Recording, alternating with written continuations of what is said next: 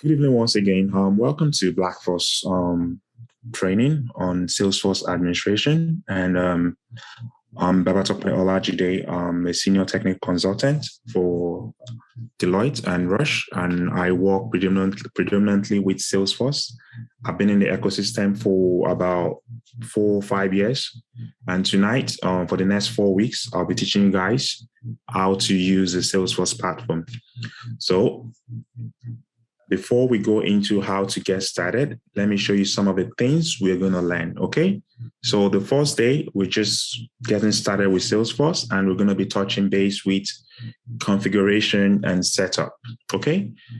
So when it comes to configuration, Salesforce has expectations of what you need to know regarding configuration and setup. Okay. So what are the expectations? By expectations, I mean, they have curriculum, they have guides.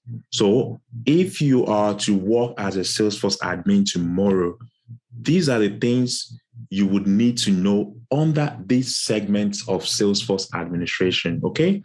So this segment is called configuration and setup.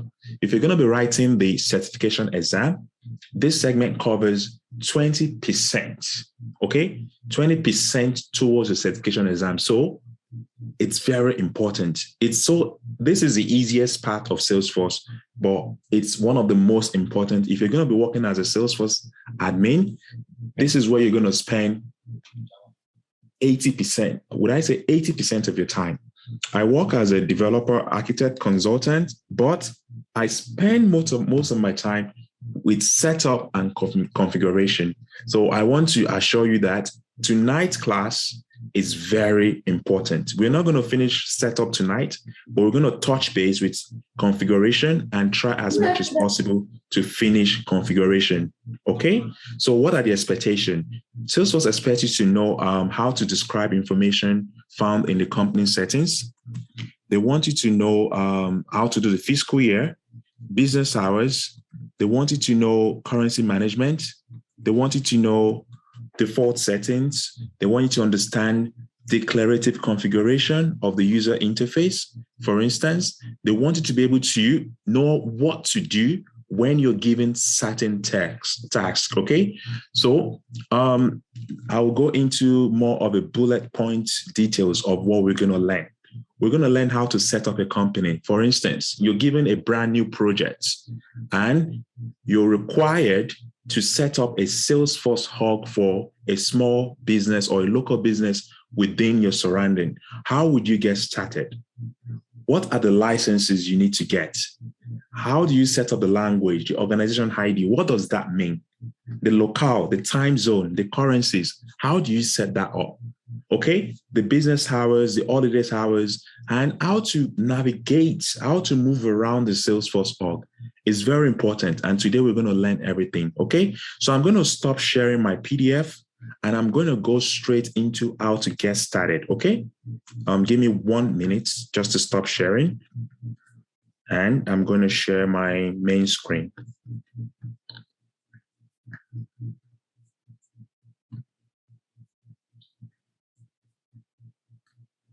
Can everyone see my main screen right now? Yes. Yeah, good. So Yes. Now, how did I get here?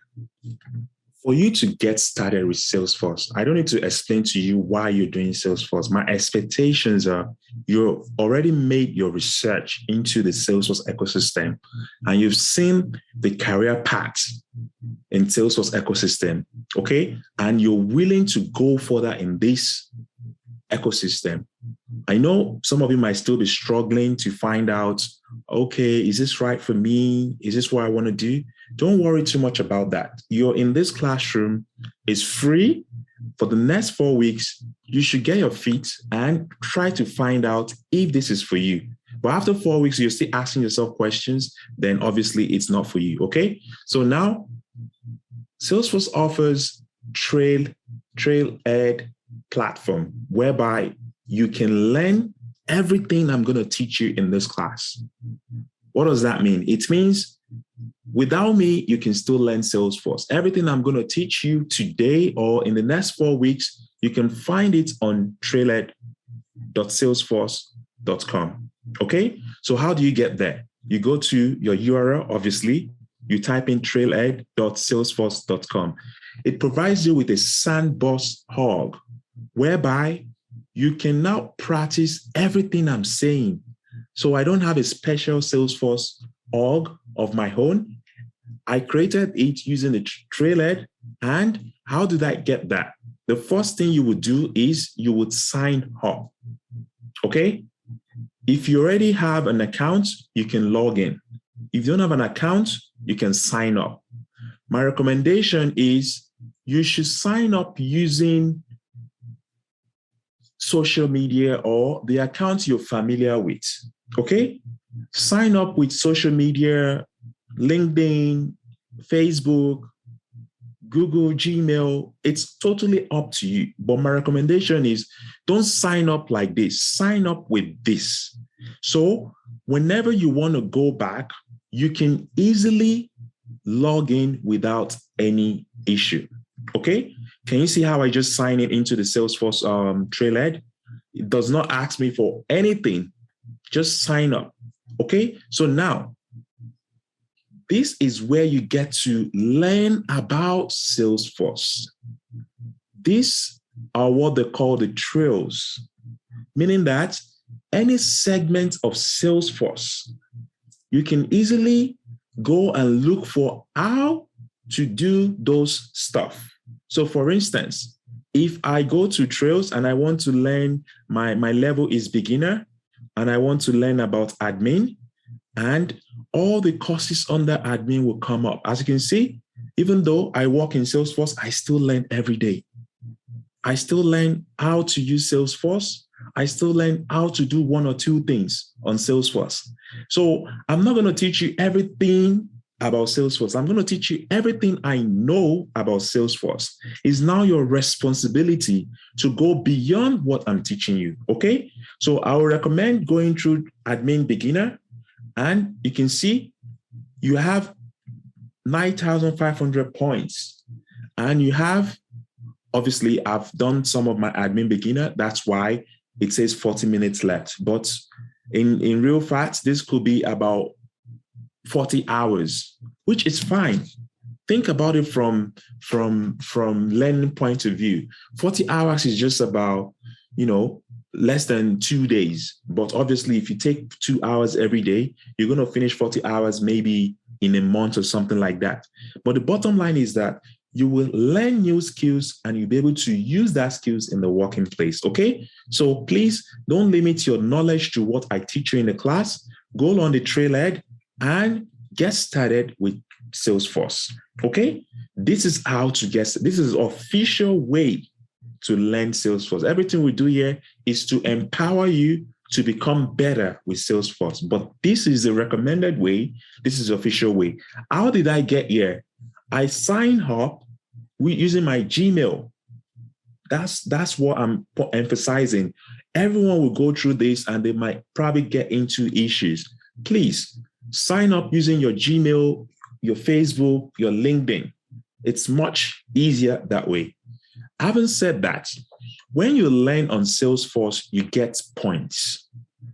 What does that mean? It means if I complete this challenge, I'm going to read about this challenge. And if I complete this challenge, I'm going to get 500 points. Getting 500 points means I am growing up the ladder of those that know Salesforce. As you can see, I have over 100,000 points, meaning I've been studying about Salesforce for a very long time. In addition, whenever you complete a module, you get badges. The badges are, when you're playing games, you get some reward for your performance and everything like that. The badge is just to show you how good you are with the Salesforce ecosystem. And you can see all the badges that I have earned during the adventure. And I think I'm at the Ranger, which is the highest possible badge you could get with Salesforce. Okay, so I'm just giving you heads up. We're not going to go back to it again. That's it from me. But you need to be aware of it. It's very important. those that are successful in Salesforce spend more time on this and they attend trainings like this to empower them. Okay, so now that you know how to get into Trailhead, you know how to do some trails, you know what points are, you know what badges are, let's create a Salesforce org. I go to the right-hand side, as you can see on my name, when I sign in, and I click on hands-on orgs. So the hands-on orgs is just when you click on the your username, you see the hands-on orgs. So what is the hands-on orgs? The hands-on orgs is a playground where you can demonstrate your knowledge of Salesforce. What does that mean? It means if you have an enterprise that is making use of Salesforce, to get an understanding of what the Salesforce platform is all about, you need to pay for what they call license. Okay, so for instance, if you go to salesforce.com, okay, it's going to ask you to sign up. And after signing up, it's going to now tell you to pay, start my free trial. This is not where you want to be, okay? This is not what you want. You don't want to try from here. If you try from here, you are going to have a 30-day period for your trial. And after that, you will start paying, or they will want you to pay. But if you go on the Trailhead, remember, there's a difference between the Salesforce.com platform and the Trailhead platform. Trailhead is a playground where you can create dummy hogs, okay? Dummy hogs, Black Force training. How do you create the playground? You click on Create Playground and you give it a name so you can remember in future. Black Force training, or whatever you want to call it. You can even call it your business name. Is not a big deal for now. But the playground gives you free access to the Salesforce org. Please do not sign up from here. Do not sign up from the salesforce.com because it's going to give you 30 days free trial. And after that, it's going to ask you to subscribe or something like that. Okay? So now we are in the hands-on org, which is the Salesforce recommended place for us to learn. Once you create Playground, it takes a bit of time, but it's going to load. When it loads, I will show you how to open it up. Okay, so let's just give it a few minutes. While this is growing, let me show you certain things with Salesforce. So now, you guys are probably thinking, what can I do? What path can I take? You know, what exactly is Salesforce and why is it a big deal? Salesforce is the number one CRM.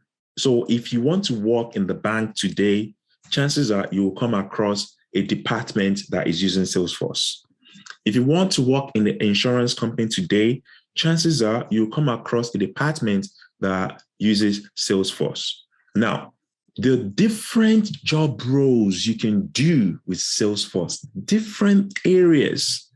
There's the admin, there is the business analyst, there's the marketing careers, there is sales careers, there is service careers, there is Salesforce designer, there is Salesforce architect, there is Salesforce consultant, and there is Salesforce developer. As you can see, even the consultant probably earn more than a developer. Do you know why? Because consultants go into projects, execute the project, and they leave. They don't retain consultant. They use consultant to find out how to implement Salesforce within a business. After 3 months, 4 months, they go into a different project. Okay? So consultants tend to charge more compared to a developer that is just a retainer. Unless it's another project, then developer can charge more. But if it's like, okay, I'm just doing this for the next 3 months, then you're more or less a consultant. But if it's like a full-time job, then you're more or less a developer. Okay? Admin is like 91. And remember, this is in USD. So if you're based in Canada, this is most likely going to be 100 plus. And again, remember, this is for experienced people. This is for experienced people. Don't think you're going to finish this training and you're going to be earning 91,000. No, don't think that way. But it's possible if you have prior experience before this training. So if you have like 5 to 10 years experience in the industry and you come for this training, chances are your next gigs or your next role could be as high as this. There's a potential. When I started with Salesforce, I wasn't earning entry-level developers salary. I was earning over 100 because I had experiences in Java and the likes before going to Salesforce. Okay, so now after you decide, but before you even decide, this is the first thing you need to do. That's why I'm making this free for you. Do it and find out if you know the Salesforce. After that, you can now decide what path you want to take. But don't get yourself overwhelmed with all this right now. After your 4 weeks, you can start thinking of where can I fit into the Salesforce ecosystem. I digress a little bit. So let's go back into our hands-on org. Our hands-on org has been created. And as you can see, it says created 27th October 2021.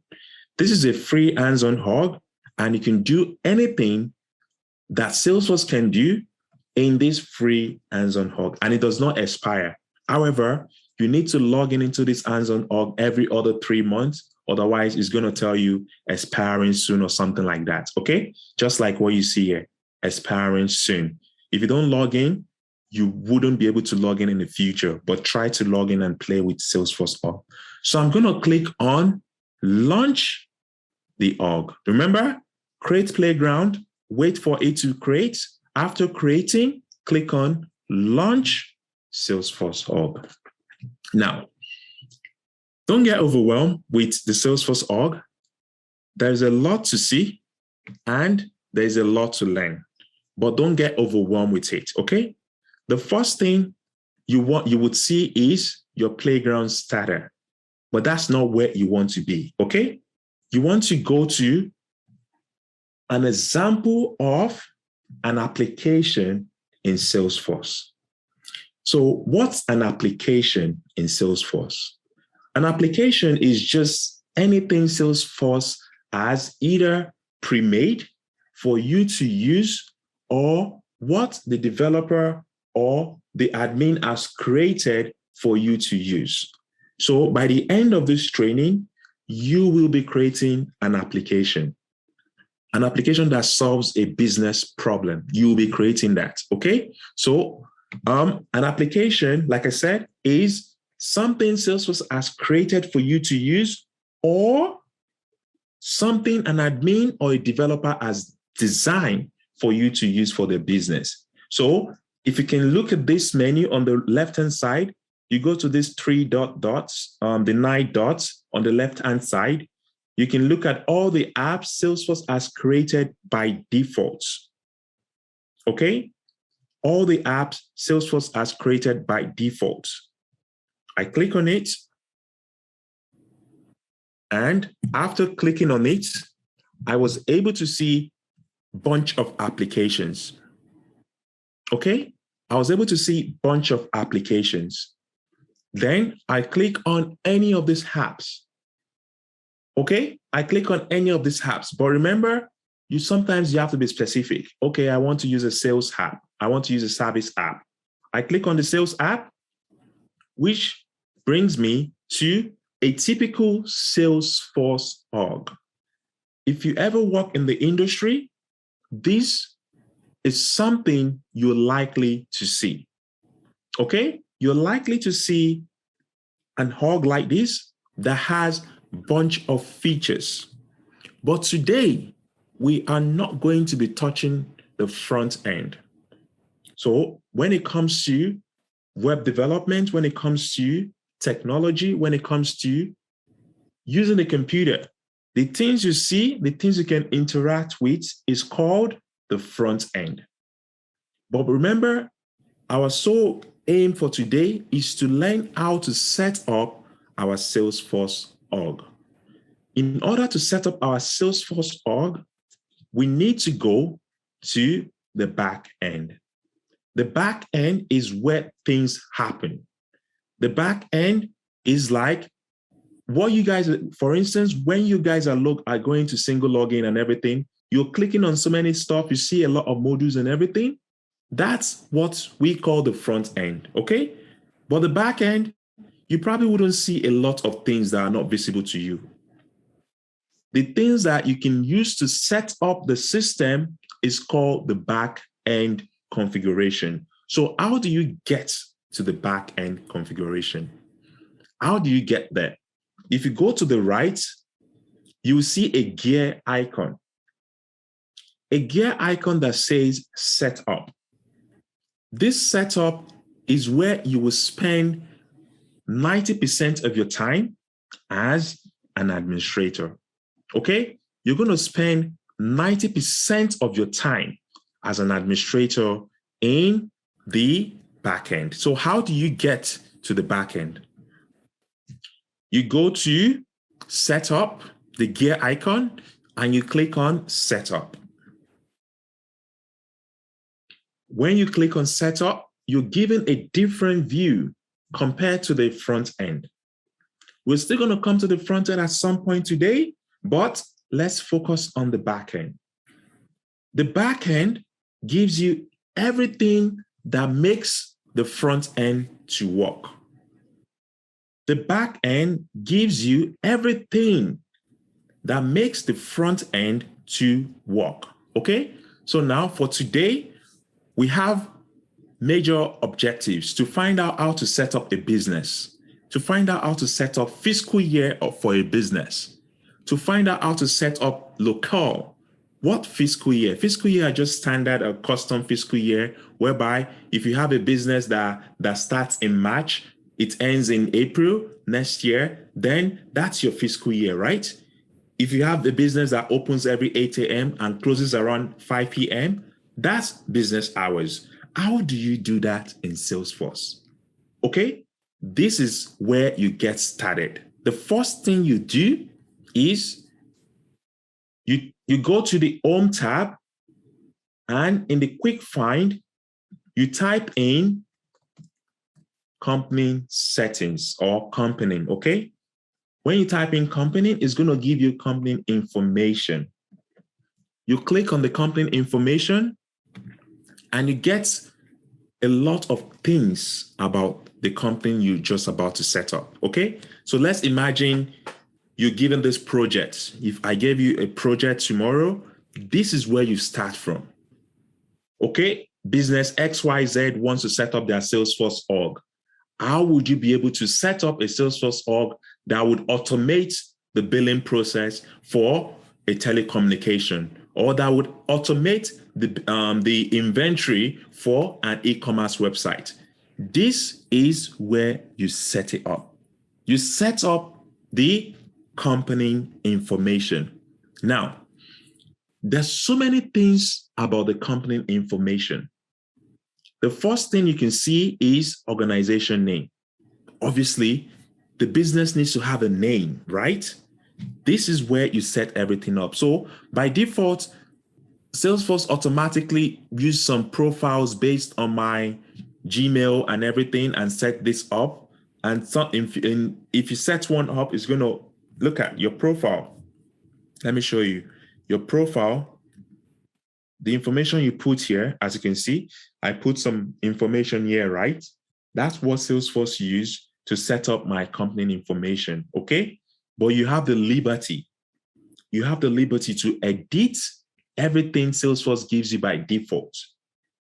You have that liberty, okay? So now, what are the key things when it comes to company setup? The key things when it comes to company setup is locale. If you're writing certification, these are very important things to know. Locale, what's your default locale? What does it mean to have a default locale? I'll give you an instance. If you have a business that is based in Canada, but you have clients that are based in Africa, for instance, Nigeria, and you have another client that is based in Asia, for instance, China. Even though they would have Salesforce access, you want them to be seeing things in their current locale. So you as an organization will set your locale to be Canada. However, your user, your partner, your business associate that is based in China or is based in Africa can set their own default locale to be Africa, Nigeria, China, Asia. So when they log in, they don't get to see Canada. They see Nigeria time zone. They see China time zone. Okay? So how do you override the default locale for an organization? You go to the right-hand side. Let's say this is you are the owner, but you create a user for your partner somewhere. You go to the settings of the user. So remember, there's a big difference between setup. Setup is what you have privilege to as an admin. As an admin, you have the privilege to get into the back end of your Salesforce org. As a user, you don't get to see setup. It's going to be taken off unless, obviously, the user has the permission to set up the Salesforce ecosystem. So if you want to change your locale, you go to language and time zone and you change your locale. This locale will override this locale settings. So if you don't set your locale, this business locale would be your default locale. However, if you set your locale, this will now override your default locale. Remember, this is a certification question as a Salesforce admin.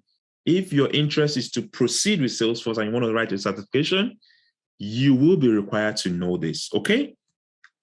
Now that you know the locale, what else can you set in the company information? You can set your currency locale. Again, the same example. If your business is based in China and you are in Canada, you might want the user from China to see yen for maybe transactions. This is where you set the default currency, and you will need to activate multiple currencies. If you activate multiple currencies, then your user would have the privilege, okay? Your user would have the privilege to see yen as their own currency. So now let me show you something in the front end before I enable multi-currency. The first thing is I go to opportunities, okay? Just for instance, and I'll tell you what all this means. Don't get overwhelmed with that. Just try to follow along with me. We haven't gotten there yet. I just want to show you something.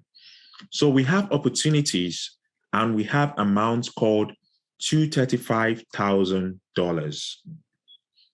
That's because we've set a currency locale to be Canada, okay? Now,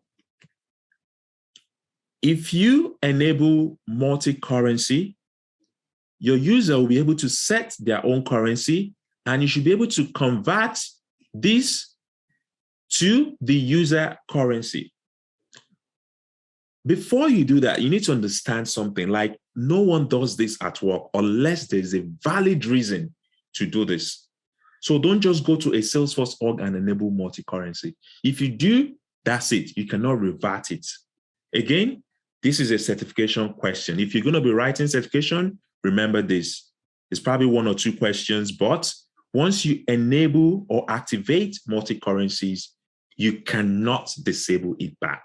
Okay, so now I'm going to enable multi-currency and I save.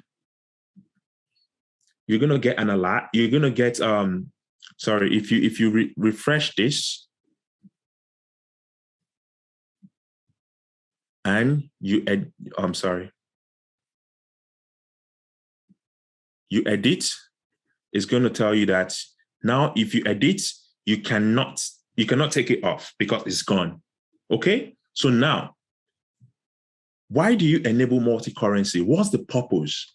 Before you do that, you need to, before you can start using multi-currency, you need to do what? Set up the currency. Setting up the currency is a very delicate thing. Do you know why? Because you now determine the exchange rate for that currency. You determine the exchange rate for that currency, meaning that I can now set up, I can probably look for, let me look for euro. Yes, euro.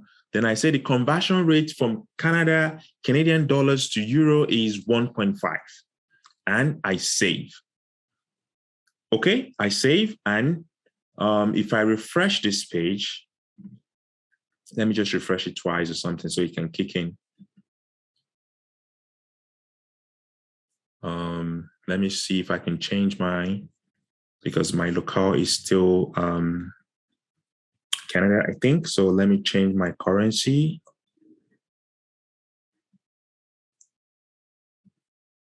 Euro, okay? Previously, you wouldn't see that option for euro, but now you can see the option for euro. You save. Remember, your company currency is Canadian dollars, but now you've set your own currency as euro, okay? So again, you refresh this, sorry. Go to opportunities. And I go to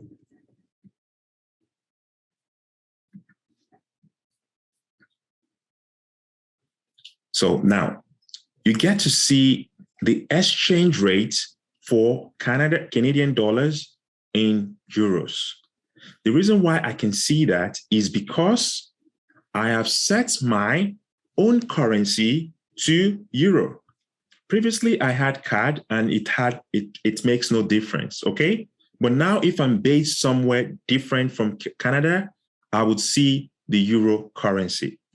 Those are the things Salesforce gives you by out of the box. So now that we have that, let me show you the impact of changing your locale. If you look at this account, for instance, let's go to, I want to go to an address. Let's go to contacts. And you go to contacts, you go to Andy Young, and you go to details of a contact. So this is the details of a contact, okay? And look at the mailing address. Can you see the mailing address? Look at the phone number, okay? Look at the date format, okay?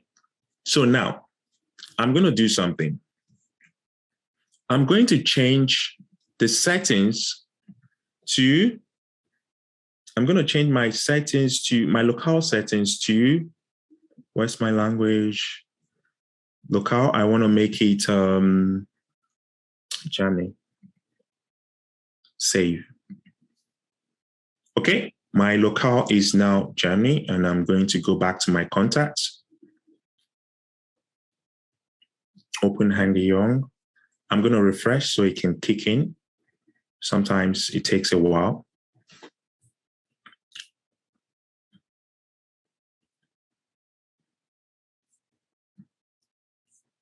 I want to put, let's say you have a German address, or you have some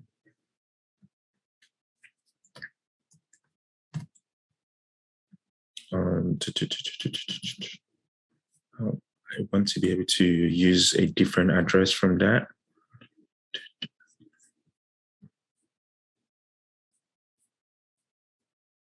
Okay, I'll come back to that. I just want to be able to have some variation in terms of address, but let me show you from company information. You have this, okay? And you set up the currency, okay? But what if tomorrow euro is now 1.75? How would you manage that? You manage that through advanced currency management. The advanced currency management helps you to specify the dates for that exchange rate, meaning that if tomorrow the exchange rate changes from 1.5 to 1.75, you'll be able to manage it, okay? You'll be able to set up currency that are dated. So if you now say you want to have new currency, you have that, but you go to edit rates. You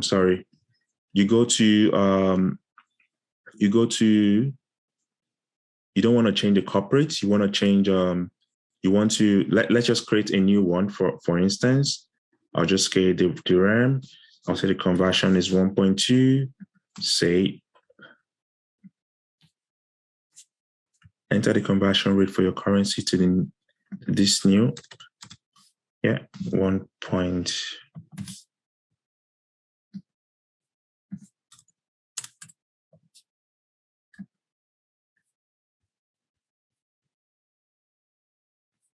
I want to open the dated currency.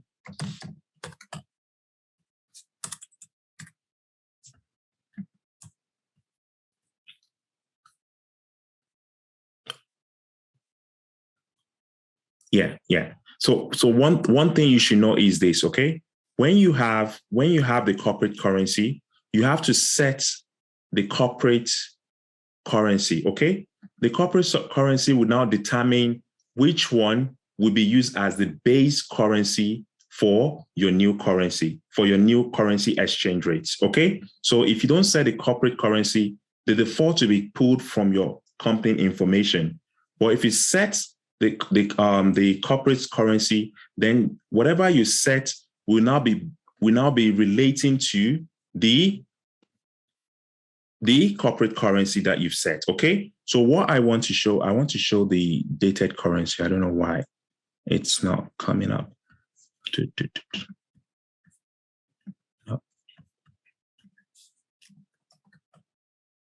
Company information. Yeah, I mean, manage currency.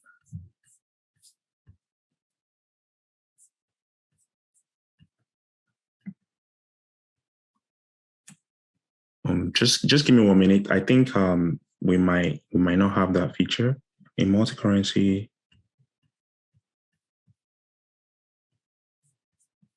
Just 1 minute, because that's very important.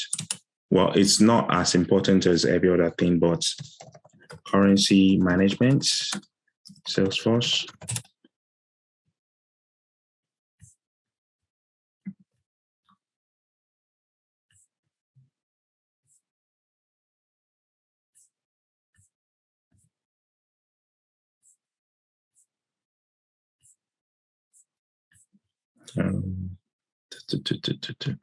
Okay, I can come back to the multi-currency dated management, because maybe they're taking it off because Salesforce does not recommend you do multi-currency unless you know how to manage the current conversion rate. It's very important, okay? So I'll come back to that.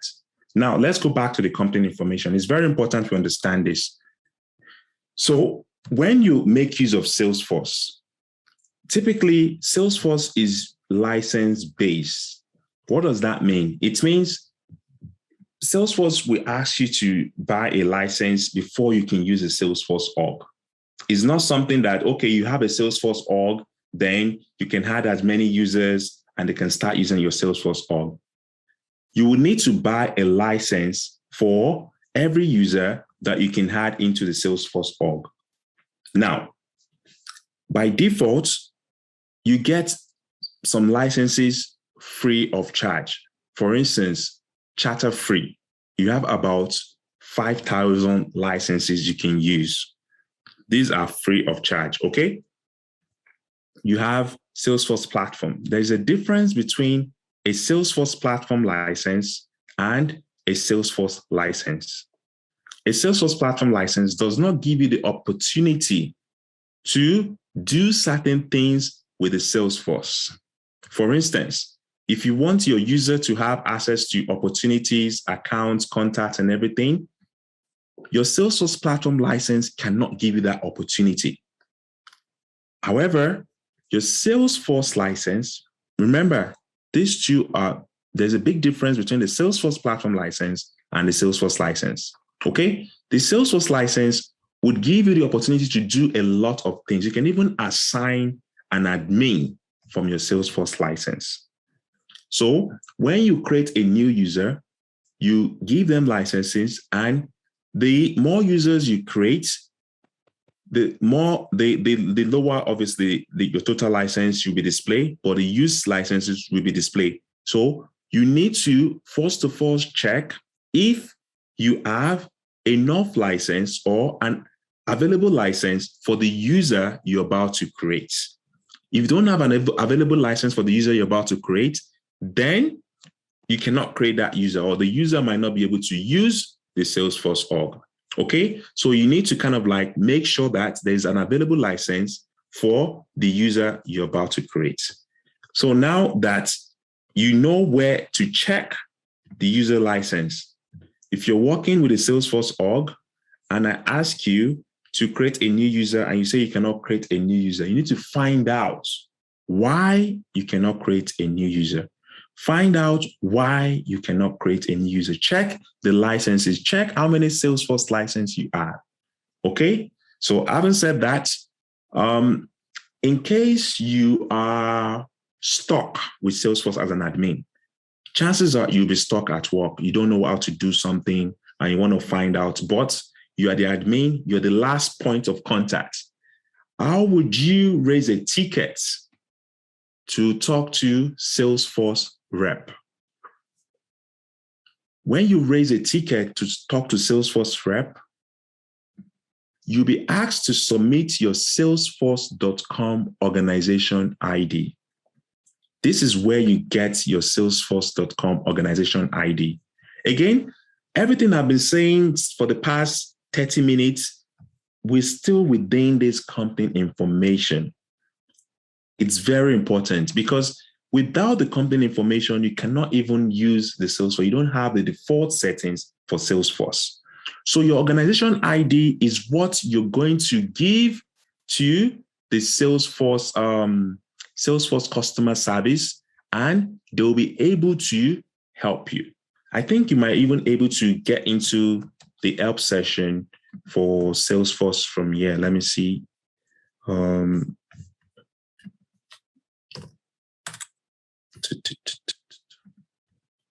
Settings. Yeah, if you have a license, you will probably able to get there. But if you're using a free org, you might not be able to get there. But again, you can just rate support Salesforce, and you can create a ticket, a support ticket, but you need to have a license org before you can do that. Okay, you cannot just create a support ticket without a license. Okay, so you go to Salesforce support and make sure that you know the organization. Your organization ID is very important. Okay, that would now be used when you are creating the support ticket. Where was I for the support ticket? I think that was my tab.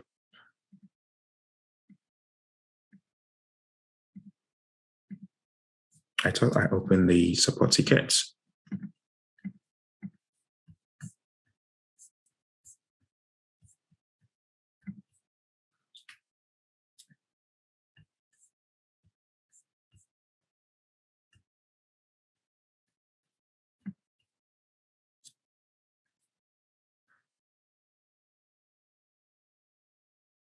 Anyways, as an admin, you would probably know how to get help because you have the documentation.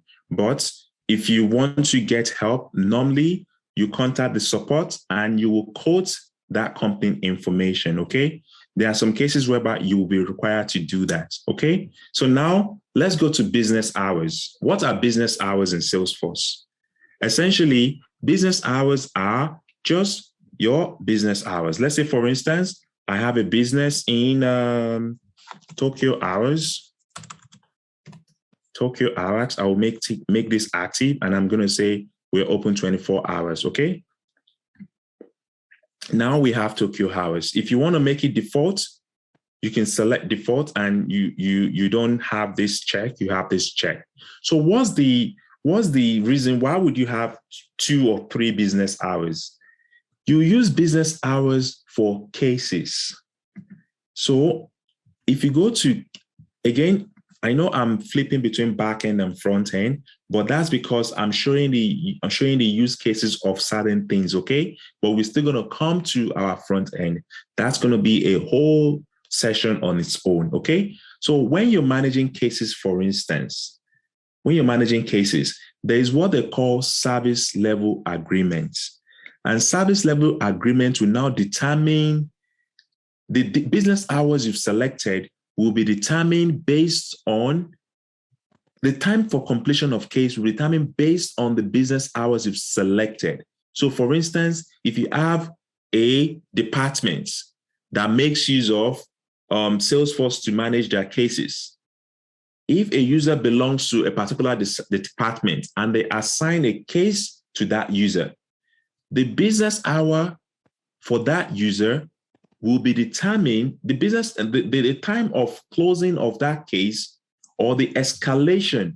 I don't know if you guys understand what I'm saying, but escalation means when a case is not resolved, who should be notified? Or when there's an emergency, who should be notified? Those kind of things, that's service level agreement, okay? In the business world, we have level 1, level 2, level 3. Level 3 is like, it's getting really, it's minor and it's okay. But level 2 is like, okay, medium, we can still attend to it. Level 1 is like critical. It has stopped, everyone has stopped using the Salesforce org and it's down, like server is down, whatever it means to your business, that's level 1, okay? So these business hours will be determined for penalty purpose, okay? If you're based in Tokyo and you send a ticket in 4 a.m., you don't expect anyone to attend to that ticket, okay? But you might not see the use case right now because you're not working in a multinational environment, but eventually you will see the use case of having business hours in the Salesforce org, okay? So now, if we go to public calendars is just you setting up calendars for your business, meaning that you can set up public holidays. So if your business does not open on Christmas Day, obviously there are some default public holidays you can set. But if your business does not open on certain days, maybe it's just local holidays, you can set it up here. So when you set it up here, if you want things to happen, again, this is mostly used for cases, something that has to do with automation processes. Because you've set it, it won't be counted as part of a business day. That's the whole purpose, okay? And now, if you know how to set up the business hours, you know how to set up the public calendar, you know how to do the fiscal year. I haven't talked about the fiscal year, so let me talk about it. The fiscal year is essentially your business period. This is English, okay? But you just need to know it from a Salesforce point of view. What's the fiscal year? Fiscal year is like when the start of your business to the end of your business. So as a consultant, what you want to ask your business, you're going to a new organization, you want to find out their fiscal year. When does the business start? When does it end? You want to find out that information, okay? You want to find out that information, then you want to help them set it up. That will determine a lot of things. It determines, I think, if you go to the opportunities, the business, if you go to the opportunities, the fiscal year determines a lot of things around the opportunities, okay? I haven't worked much with opportunities, but if you're working within the sales industry, you would understand what it means to close a deal. So for instance, if you're closing a deal and it's attached to a forecast, and in a forecast, you have, let's say, you have quarterly goal. For instance, if you go to this home page, you will see goals, right? Quarterly performance. This is tied down. This could be tied down to your fiscal year. So you can see what your quarterly goals are. And if you're creating, let's say you're creating a report, it asks you for first quarter, second quarter, third quarter. It is based on your fiscal year. So your fiscal year is very important. Typically, Salesforce give you that normal calendar fiscal year, January to December. But in most companies, their fiscal year does not start from January to December, okay? Their fiscal year would most likely start during the months of the year. Just like my company doesn't start in January. It probably starts somewhere in June or July, okay? So for you to use something outside of the normal fiscal year, you would need to do a custom fiscal year. A custom fiscal year is when you don't want to use a standard January, February, March, April. You want to do some custom arrangement for your fiscal year. Let's say, for instance, your quarter is 2, 5, 2, 1, or something like that. This is how you enable it. Again, once you enable the fiscal year, a custom fiscal year, you cannot disable it, okay? And it will give you some warning before you carry on. It's very important. This is a certification question, okay? So sometimes I give you tips on what to expect in certification, and I give you tips on what to expect on the job. There's so much you can learn in Salesforce, but if you don't ask, you might not be able to learn, okay? So now, when I enabled fiscal year, something happened. And it looks different from what we currently have. And this is probably something they will ask you during the interview. They will ask you, can you use Salesforce Lightning or can you use Salesforce Classic? This is Salesforce Classic. This is the first version of Salesforce. I'll go back again so you can see. This is the first version of Salesforce. All this fancy stuff you see right here, it used to be this. This is what Salesforce calls Salesforce Classic. And it looks a bit ugly, but it's functional. And if you want to set up your fiscal year, you have to set it up in the Classic environment, okay? So now something pops up. I'm not sure if you guys can see it, but it's a pop-up that shows how I can set up my fiscal year, okay? Let me see if I can share that, but my guess is you should be able to see it, but let me see if I can share it so you can see. Something that pops up. This is what pops up, okay? You can now set the fiscal year and the quarterly per year for your fiscal year. For instance, if it is 445, 454, 334, I hope you understand what I mean by 334. For instance, January to March, April to June, July to September, October to December. That's 333. Something like that. That's what it means, okay? But once you enable a custom fiscal year, you cannot go back. However, you can just revert back to 12 months calendar a year. It's still the same thing, okay? So you can revert back to 12-month calendar a year, and it's still the same thing, okay? So now, I'm going to share my normal screen now so you can see that. Okay, so I'm going to go back to Lightning. But if you want to go back to the Classic, go to your menu and you switch to Classic. But remember, going forward, you should be using Lightning. Lightning is the future of Salesforce, and you don't have to learn anything in the classic environment, okay? So back to Lightning. Before I move further, I want to go back to licenses just to show you one other important thing with license.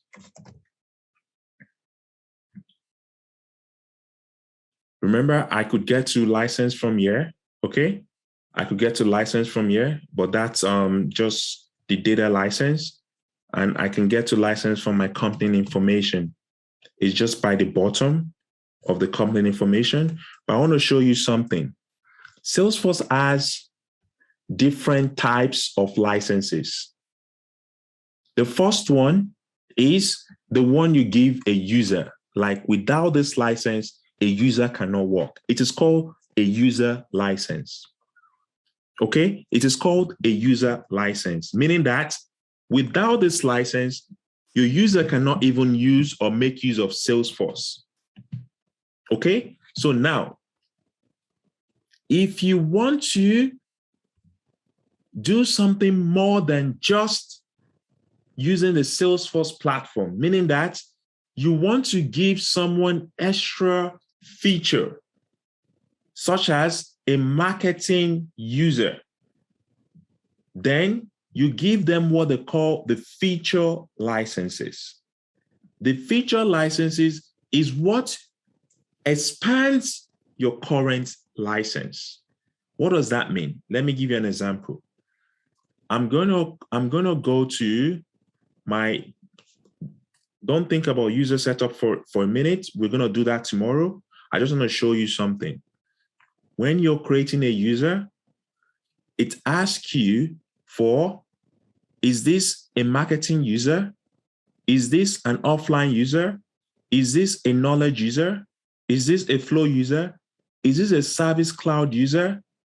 You can now check if this guy is a marketing user. For instance, if I take off this marketing user license and I save, okay? I go to my front end, I refresh this page, I refresh just to kick in, and ideally I shouldn't be saying campaign. Let me use a different user because admin can see a lot of things. I'll just use a different user that doesn't have a marketing license. Just give me 1 minute.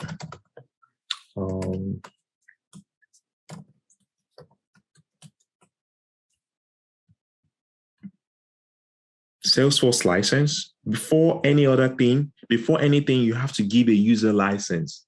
This is a Salesforce license. Then you can give whatever profile. We're going to talk about that tomorrow. But more importantly, all these users you see, they are all feature licenses you can give.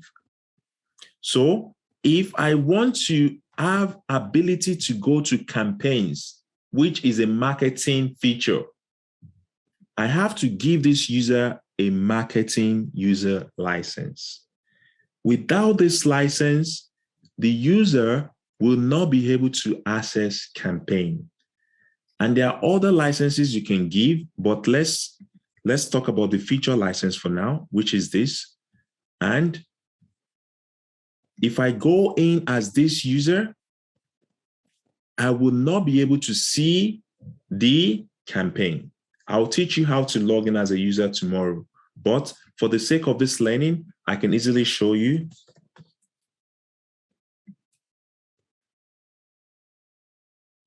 But don't worry about this. I'll show you tomorrow. Everything that I'm quickly showing you now will be our tomorrow class. But I just want to be able to log in as that user so I can show you what feature license is and what a user license is, okay? Again, this guy is a classic user. You can make him a Lightning user. I will show you tomorrow. But more importantly, what I want you to see is that this guy does not have access to campaign. This guy does not have access to campaign, okay? And he has a Salesforce license. But if you make this guy, if you give this guy if you give this guy, let's go to setup. Let me log out as this guy for a minute. Then I'll log out, I'll log in as an admin. Remember, for me to log in as an admin, because I don't have the password, I go from my trailhead and I can go to my admin. Remember that you're going to face a lot of issues, or you're going to be testing your user and you'll be logging in as a particular user. How would you get back as an admin? You just go to your trailhead and you log in as an admin, okay? So now, if you log in as that user, the user would not be able to see campaigns, okay? The best way to do this is to log in as that user, okay? Let me log in as that user to test.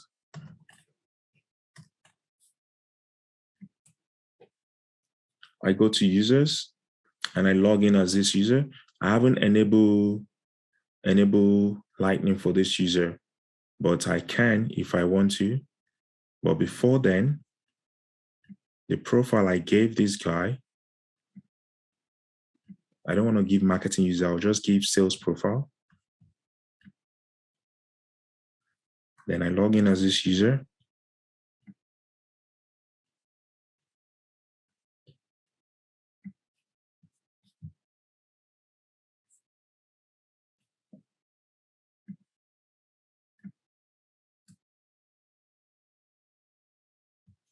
Sorry, 1 minute.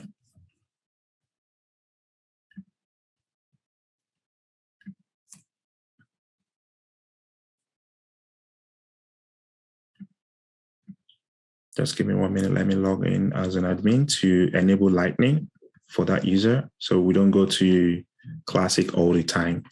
So I'll go to Setup,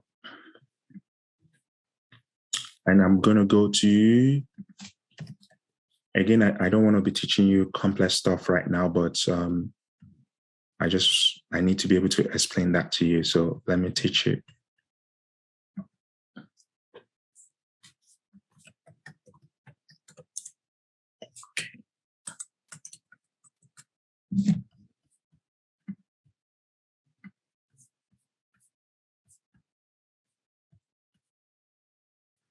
So as you can see, when I was logging in as that user, it keeps taking me to Classic. It keeps taking me to Classic.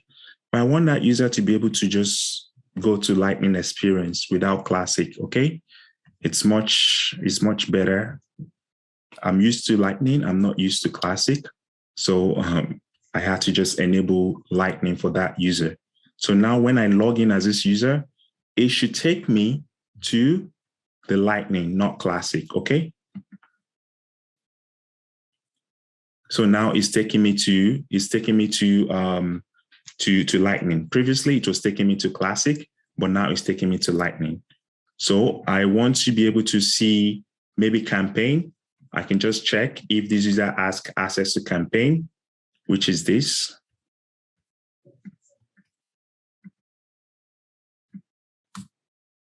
So now I can see that the user has access to campaign and the user can create a new campaign, okay?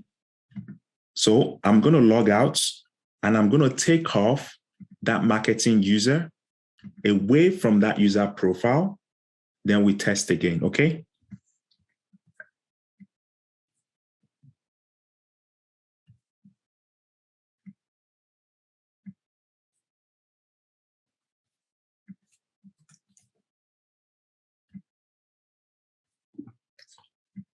Can I ask you a question in the meanwhile? I'll answer your question in a minute. Just hold on, please. Thanks. Okay. I've just taken off marketing user for that user. Previously, this user had marketing user, but now I've taken off marketing user for this user. I'm going to try to log in as this user again. Previously, the user can see campaign, but now the user will not be able to create a new campaign, okay?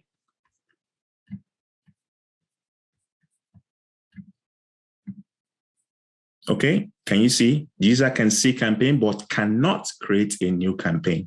But previously, there was a new button that enables the user to create a new campaign.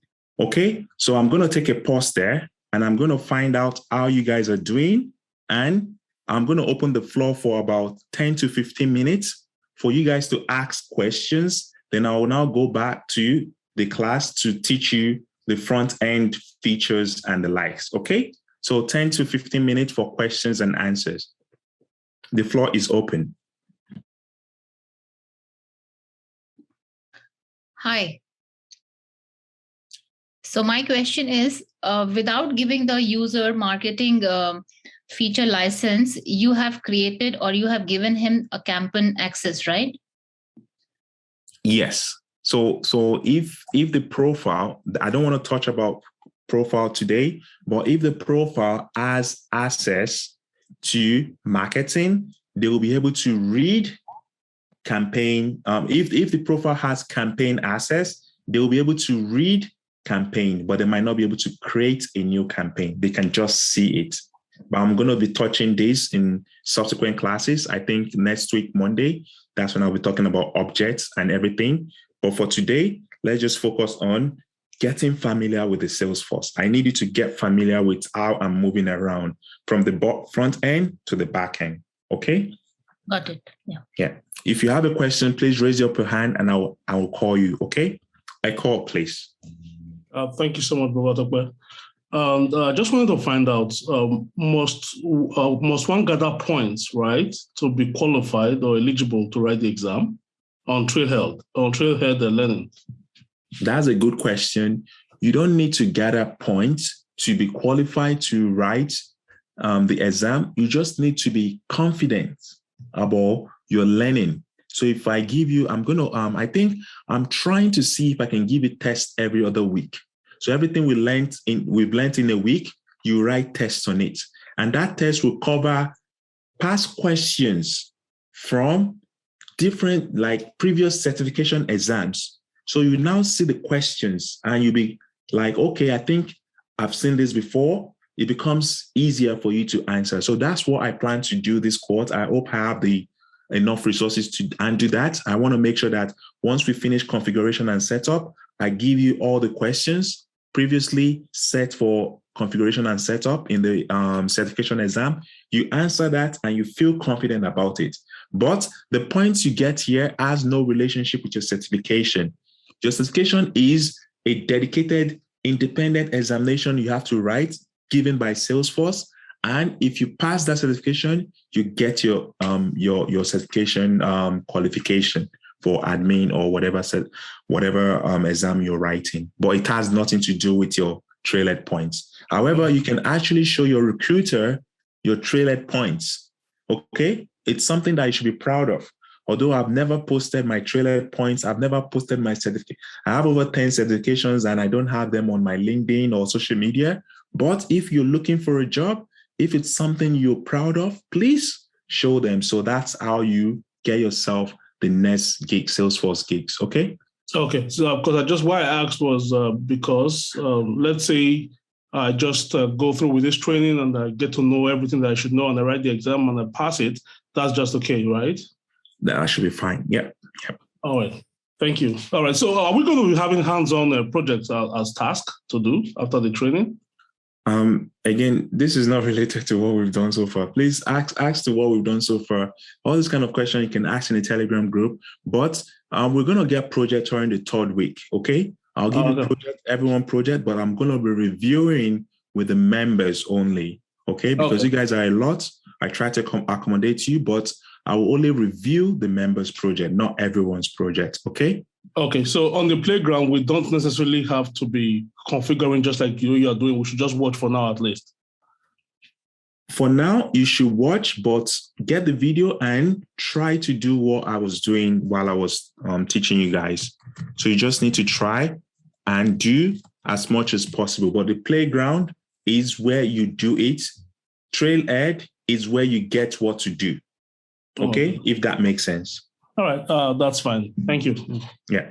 I'm a beat, please. Hi, can you hear me? Yes, I can hear you. All right, thanks. My question is as regards the fiscal year. You mentioned that the fiscal year could be customized. And when it's customized, it's created in the classic version or experience. And you did mention that once the option is chosen for the fiscal year to be customized, it cannot be disabled. You also mentioned that if we want, we can always revert back to the 12 months per year option. So that's kind of confusing for me, because you already mentioned that once that option is chosen, it cannot be disabled any longer. Okay, that's a good question. So let me go back to the fiscal year and show you what I meant by that. So fiscal year, then because I've enabled fiscal year, right? I can say I want to edit a sample fiscal year, okay? Because I have a custom fiscal year.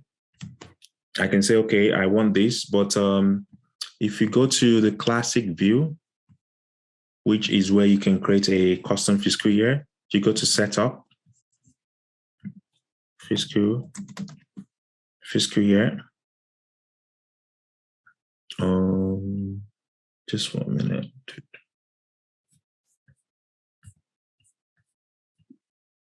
Fiscal year. Let's do period name, or you can do quarterly fiscal year.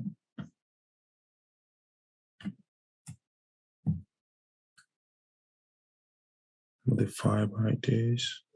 Did I create a fiscal year the last time? I think I did. Oh, sorry. I was logging in as a guy that couldn't do fiscal year, okay? This is one thing, sometimes you just need to be proactive when you're doing stuff and you cannot get it. The first thing you want to find out is, who am I? Okay? You want to find out who you're logged in as. And does your profile allows you to do the things you're about to do? So I was checking fiscal year, but I was logging as that user I was using to test you. So I couldn't see the new fiscal year option. Okay. So now if I type in fiscal year, even if I go to the classic view, I should be able to see the new button. Okay. So now let me tell you what I meant by that. Can you see my pop-up or you want me to share that pop-up screen? Can you see the pop-up screen? Can you guys see the pop-up screen? We can see the pop-up screen. Okay, let me share the pop-up screen. So this is the pop-up screen. This is what happens when you click on new. You can, now that we've enabled a custom fiscal year, we cannot disable that custom fiscal year again. That was what I meant. We cannot go back to January, February, March, April again. However, we still have the 12-month calendar year option. Can you see it at this last option here? So if you click on this, then you don't need to worry about your custom fiscal year, okay? It's automatically back to the default fiscal year. It's automatically back to the default fiscal year, because now you can now determine the start date of that fiscal year. So it can be 1st of October every year. Then you save. That's what I mean by custom fiscal year, but going back to your normal fiscal year. Does that make sense to you? Yes, it does. So it overrides whatever was chosen as the custom fiscal year previously. Yes. All right. Thanks. No worries. Sorry, please, if I just follow up with this question, I'm sorry. If maybe there is a question in Salesforce and says, if you activate your fiscal year, can you change your fiscal year? Please, can you answer that question? If you understand. No, you cannot. You can change your fiscal year, but you cannot go back to Salesforce default fiscal year.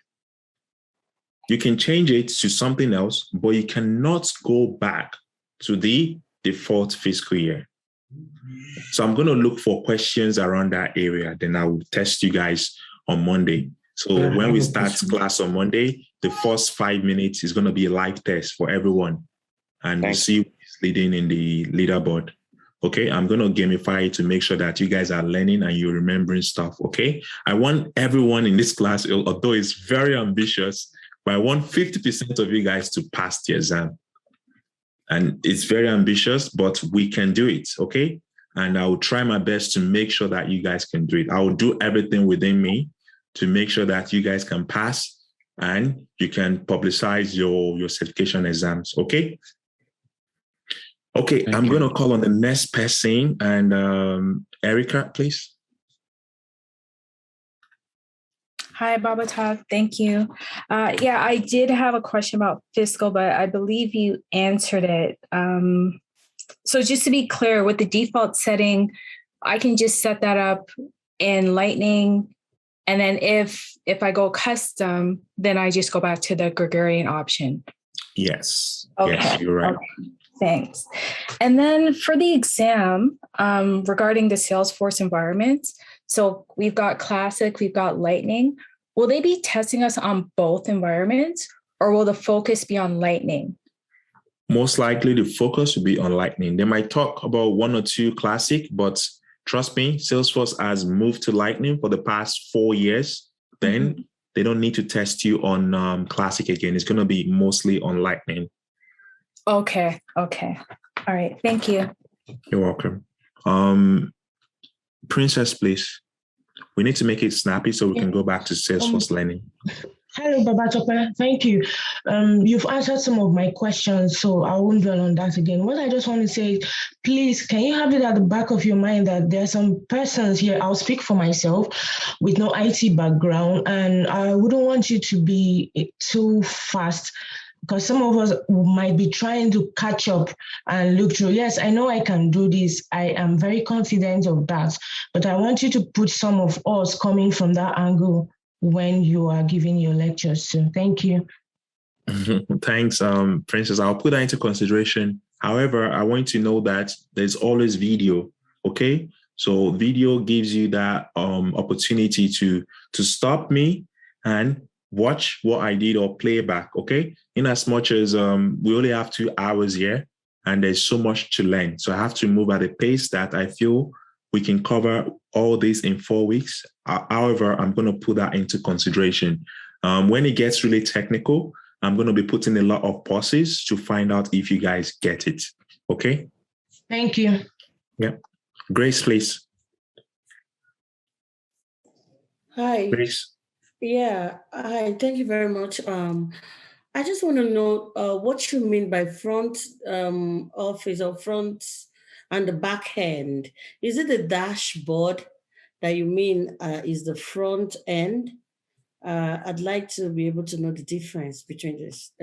Okay, that's a good question. When I said the front end, it means where you get to see what changes are being made. For instance, when I changed the currency, we saw dollars and we saw euro, right?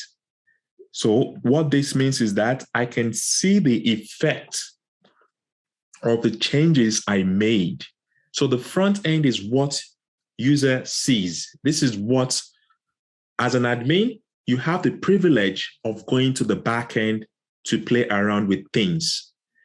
But as a user of Salesforce, you don't have that privilege. So you're let's say you're working in a department of marketing department. You give them, as an admin, you're not in the marketing department. You are the admin. You're the one overseeing the Salesforce org for that business. Okay. So you set the marketing user up. You create their profile. You create their user accounts, and they will go to login.salesforce.com, and they will use their credentials, the username, the password.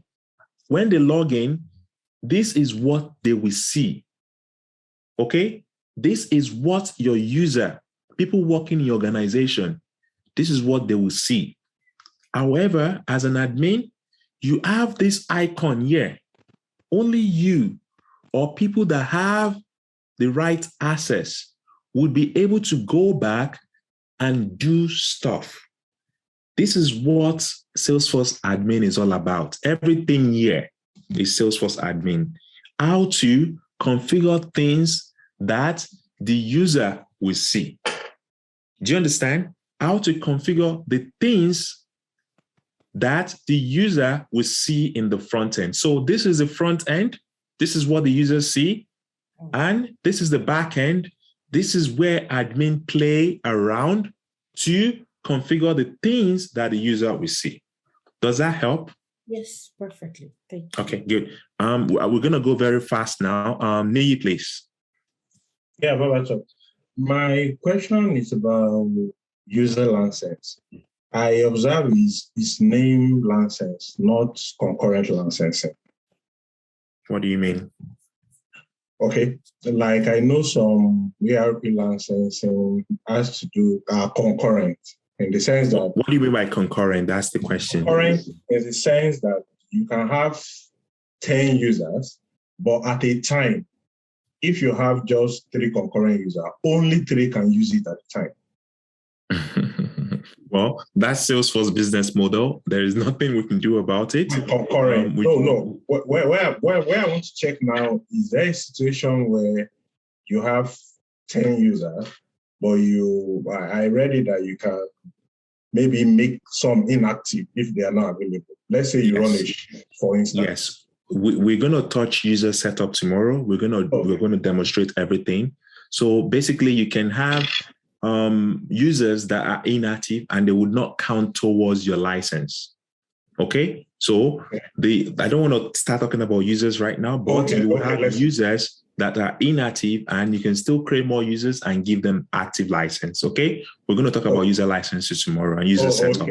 Okay. Yeah. Thanks. No worries. Ramat, please. Okay. Hi. So my question is on advanced currency, right? So when you were displaying or when you were showing it was, you had to put in like different currency rates for, like if you turn it on, you have to put in like different currency rate for different countries.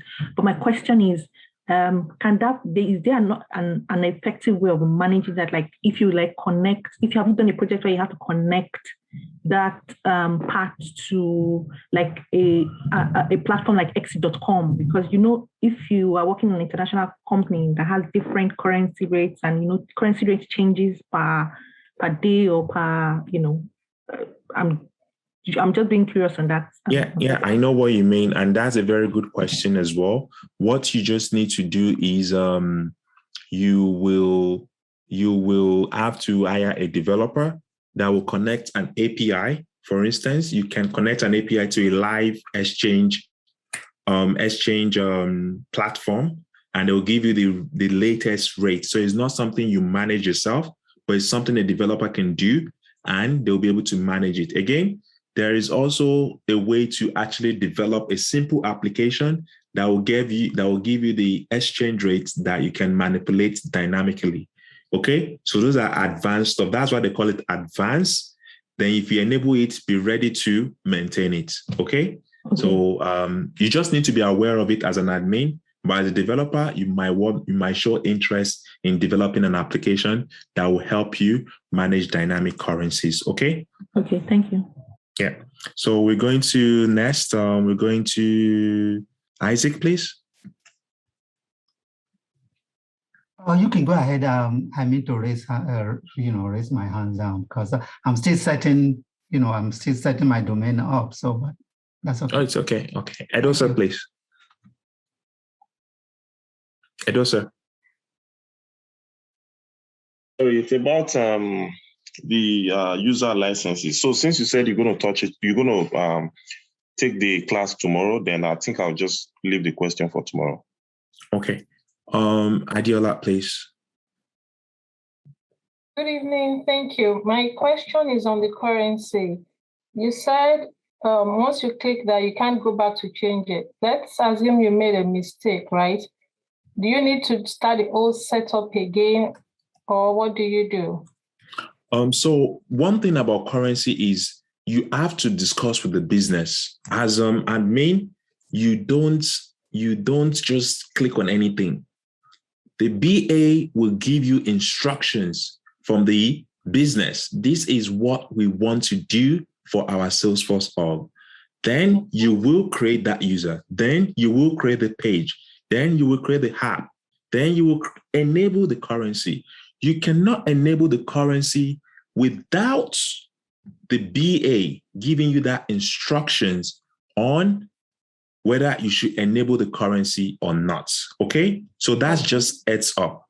So now I was talking about advanced dated exchange rates, meaning that exchange rate is based on date. So if I click on new and I say the start date of this exchange rate is tomorrow, and the conversion is 1.7, and this is 2, okay? So this would only be activated on the 27th, okay? If you go back, you can go to the next day, 28. You can go to the next day, 29. So it's going to be like the date which the currency is effective from.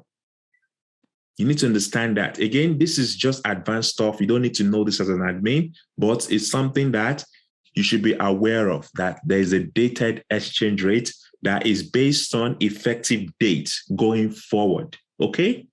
So again, don't click on anything in Salesforce unless your BA tells you to click on it. It's very important. Everything you do in Salesforce is being audited. There's what they call audit trail.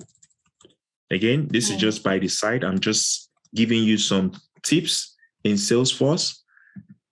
It's a security feature. Everything you're doing is being monitored. If you click on anything in Salesforce that the business did not ask you to click, and they see it in the audit trail, you could be penalized for your job, because everything you do will affect the business.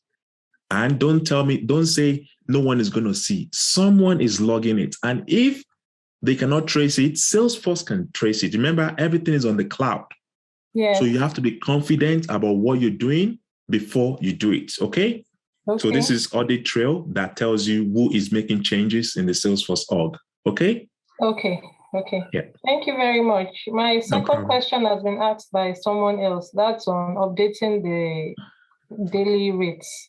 Okay. Thank you. Yeah, no worries. Emmanuel, please. Okay, I just want to also ask questions about the fiscal year. You know, when you talked about, the Lightning is the new, and the Classic is what we're no longer looking at anymore. Okay, now, why do we have to set our fiscal year from the Classic instead of the Lightning? Well, the reason why you have to set it up is simply Salesforce has not updated that page. It's not used often by anyone. So if it's not used often by anyone, Salesforce will not prioritize it in their deployment. Every year, Salesforce they make changes to their org, and those changes is based on users' feedback. So if this is not an important thing for them, they don't prioritize it, okay? So that's the reason why it keeps going to Classic. Then you can make changes there. But ideally, they'll probably just wipe it off in future. Maybe, I don't know, okay? Okay, thank you very much. No worries. Chioma, please. We need to do quick so we can, you guys are keep raising your hand. Okay. We need to do quick so we can do some stuff. Chioma, please. Okay, my question is with respect to the holidays. Can you hear me? Yeah, I can hear you. Carry on, okay, please. Yeah, okay. So with respect to the holidays, you mentioned that we can go to public calendar to enter the holidays. So let's assume that we have a company resident in Canada, and they have taken note of their Canadian holidays. What about the counterparts or the clients in other countries? How will they be affected by this? Will the admin have to set the holidays in those counterpart countries, or will they be required to set their own holidays? Thank you. Yeah, that's good. The question about holiday generally is the use case of holiday generally is how does it affect service? How does it affect support? When you work within the Salesforce, there's what they call the service application. You know, we've been using sales applications this morning. There's what they call the service application, which is just simple cases. Is used to manage cases. And what are cases? Cases are just customer issues. If customer have any issue with, let's say you're working in Bell or Rogers, and you make a call. When you make a call that there's something wrong with your phone, I know for sure that Bell uses Salesforce. They will log your case into Salesforce, and someone will get back to you, maybe to follow up and find out if your case has been resolved or if your issue has been resolved. So business hours comes into play. If you create a case and you assign it to someone in India to resolve that case, if that person is sleeping, how would you say the person should resolve it in 2 hours? Do you understand? The person is sleeping. So the business hours is used to, the holiday and business hours are used to manage that expectations. So you don't assign case to someone that is on holiday and expect it to be resolved in 2 hours. Okay, so when you want to assign a case to someone, Salesforce will now put into consideration holiday time and business hours time. So service level agreement says that you cannot, for level 1 case is 2 hours. For level 2 case is 8 hours. For level 3 case is 24 hours. And those hours are business hours, meaning that if you assign a case to someone 6 p.m. today, they would not solve that case by 8 p.m. They will solve it the next day according to the business hours set by, number 1, the company, number 2, the business hours for that user. Okay, so that's the effect of this business hour. It comes into reality when you're managing cases or something that has to do with locale, location, and the likes. Okay? Does that help? Yes, thank you. It does. No worries. Christian, please. Hi, thank you, Babatope. I'm really delighted not to be in this group. And thank you for giving us a up. My question is, who gives the information about the company profile, the configuration and setup, who's business analyst, the business analyst, the BA. Okay, the BA yes. On what I'm going to do. Okay. Yeah. So after the training, some of you have the opportunity to work on an internship, and based on your interest, I'm going to group you into BA, into project manager, into developer. Obviously, developer will be very tricky, but I will try to see if I can group you into those that will develop, those that will do BA, those that will do project management, and those that will be doing Salesforce admin. So based on your career path, I will group you and you get a project. Then as a BA, aspiring BA, you'll be the one to give instruction to people that this is what we want to do. It's going to be fun. It's going to be interesting, but we need to finish the training first before we start going into that. Okay. But eventually that's the BA gives you the instruction on what to do. You don't just do it because you know how to do it. The BA needs to authorize it. Okay. All right. Thank you. Yeah. Henry, please. Henry? Okay, so my question is just to bring you back to something you said earlier about the projects that you'll be giving us. You said you're only going to address members only. I thought everyone in this class was already a member. If not, who are the members and how do you become a member? And how do we know if you're a member already? Okay, did you attend my session on Saturday?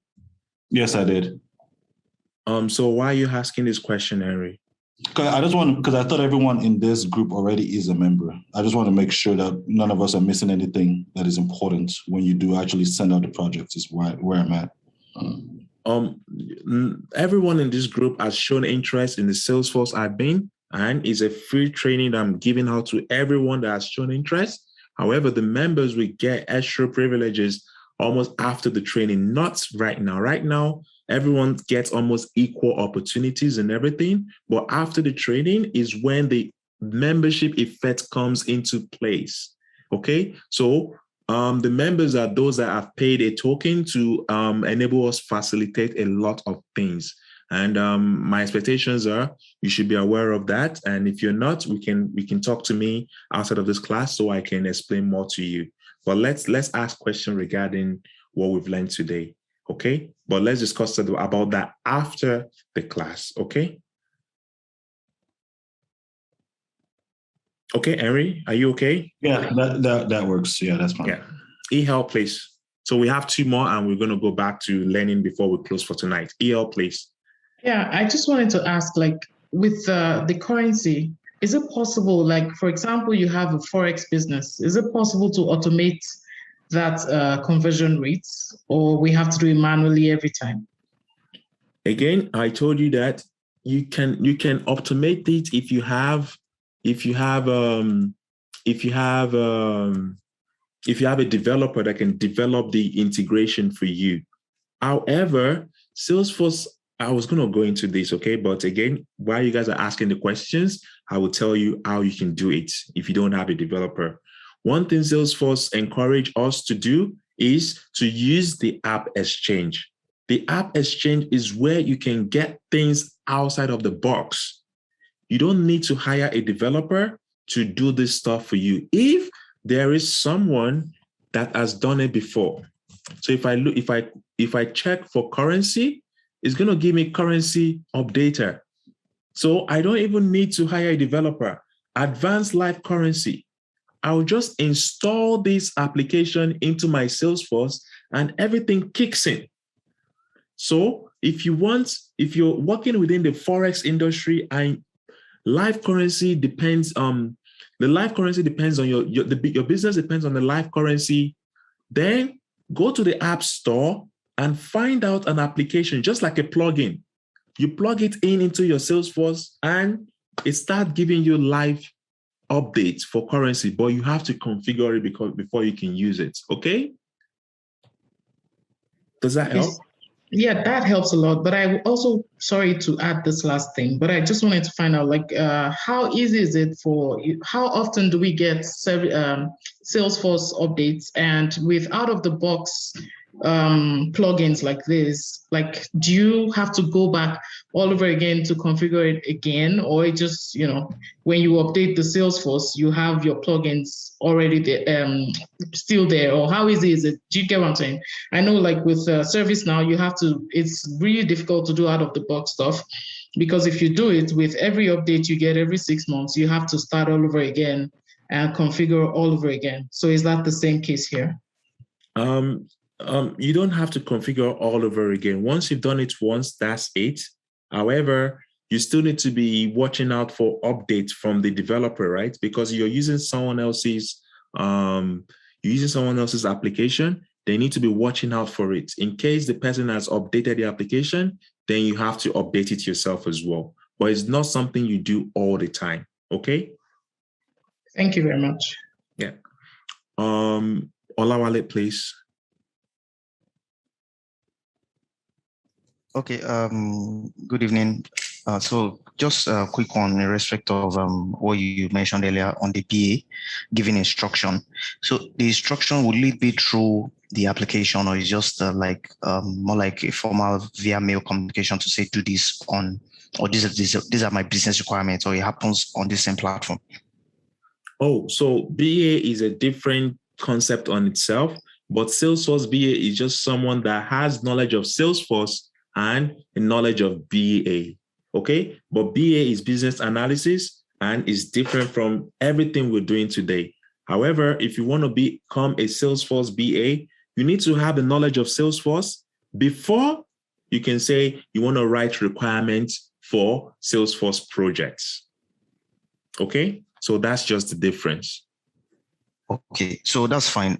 So a follow-up on that, on the business hours that you spoke about, I'm just trying to picturize what you're trying to say. So for instance, today, if I'm in Canada and I'm a Salesforce admin, and the company I'm going to be working with maybe is an international company. So if you're talking of the business hours in this case, so I'm looking at business hours, or am I setting business hours based on my own location, or business hours based on the location of the users for my clients? So the company sets up the business hour. The company sets it up, okay? And user can use the business hours. So the company sets it as an organization level. Then the user it kicks in when the user makes use of the Salesforce org. I don't know if it makes sense. It's not something you set yourself. It's a company that determines their public holiday. So it becomes effective. It kicks in when you log in into the Salesforce org. So you're the user of that public holiday, not an external person. You are the person that is being affected by the public holiday. Do you get that logic? Yes, thank you.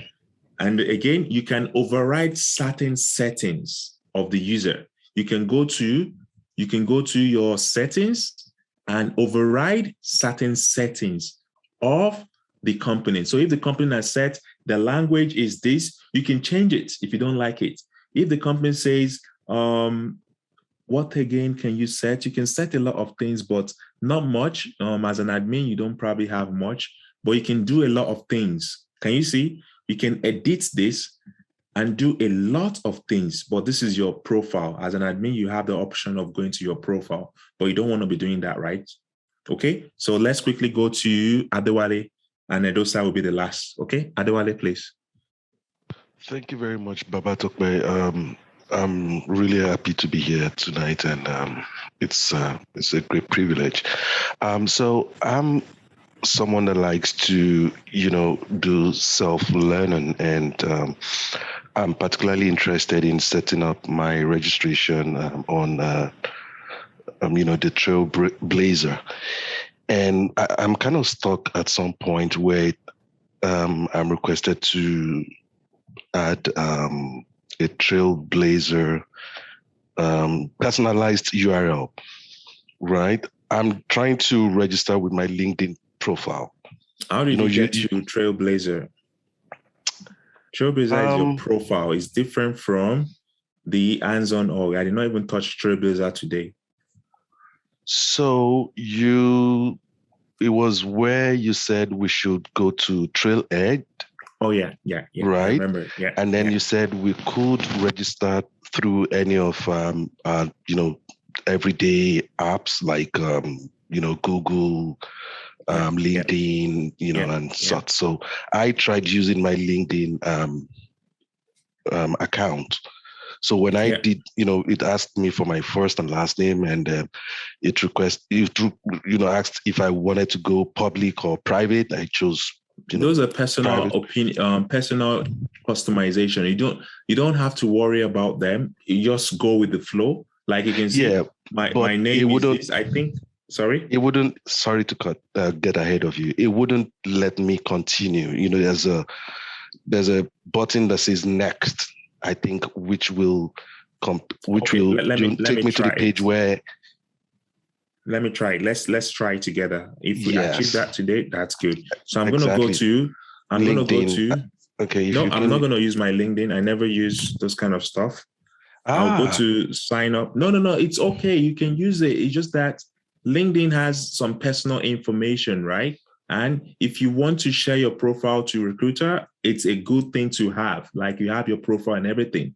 Salesforce is a very secure website. You don't worry about that. I did think about that though, but for some reason I just thought that LinkedIn is where I have some fun lately. So I just thought it might be easier for me. Yeah. If you're a very public person, I'm not a public person. I don't even have the latest information on my LinkedIn. So what you see on my LinkedIn is what I want you to see. So if you have things on your LinkedIn you don't want people to see, or you don't want Salesforce to know, then you might not want to use LinkedIn, right? But if you're comfortable with that, just go with LinkedIn. So now I want to sign up, and I'm going to sign up afresh using a developer, Salesforce developer email that I've not used before, and it's asking me this information. This is for the benefit of everyone. So it's going to ask you this information, and based on, obviously, the first name and last name you put in Gmail when you're signing up is going to automatically show it. And it's going to ask you your public profile. You say yes or no, depending on your choice. Then you click on next. Okay, it's going to ask you for your company name. You can just call it Blackforce, or you can call it whatever company you have. If you have a company, then you can choose. All these stuffs are just personal questions. It's up to you whether I do understand, but you see, going in through Google, I don't know, for some reason it just worked seamlessly for you, but with LinkedIn, there is a point where you get to, it tells you to create a personalized URL for the Trailblazer profile. So if you don't put what that particular interface needs, it doesn't kick you forward. It doesn't take you to the next phase.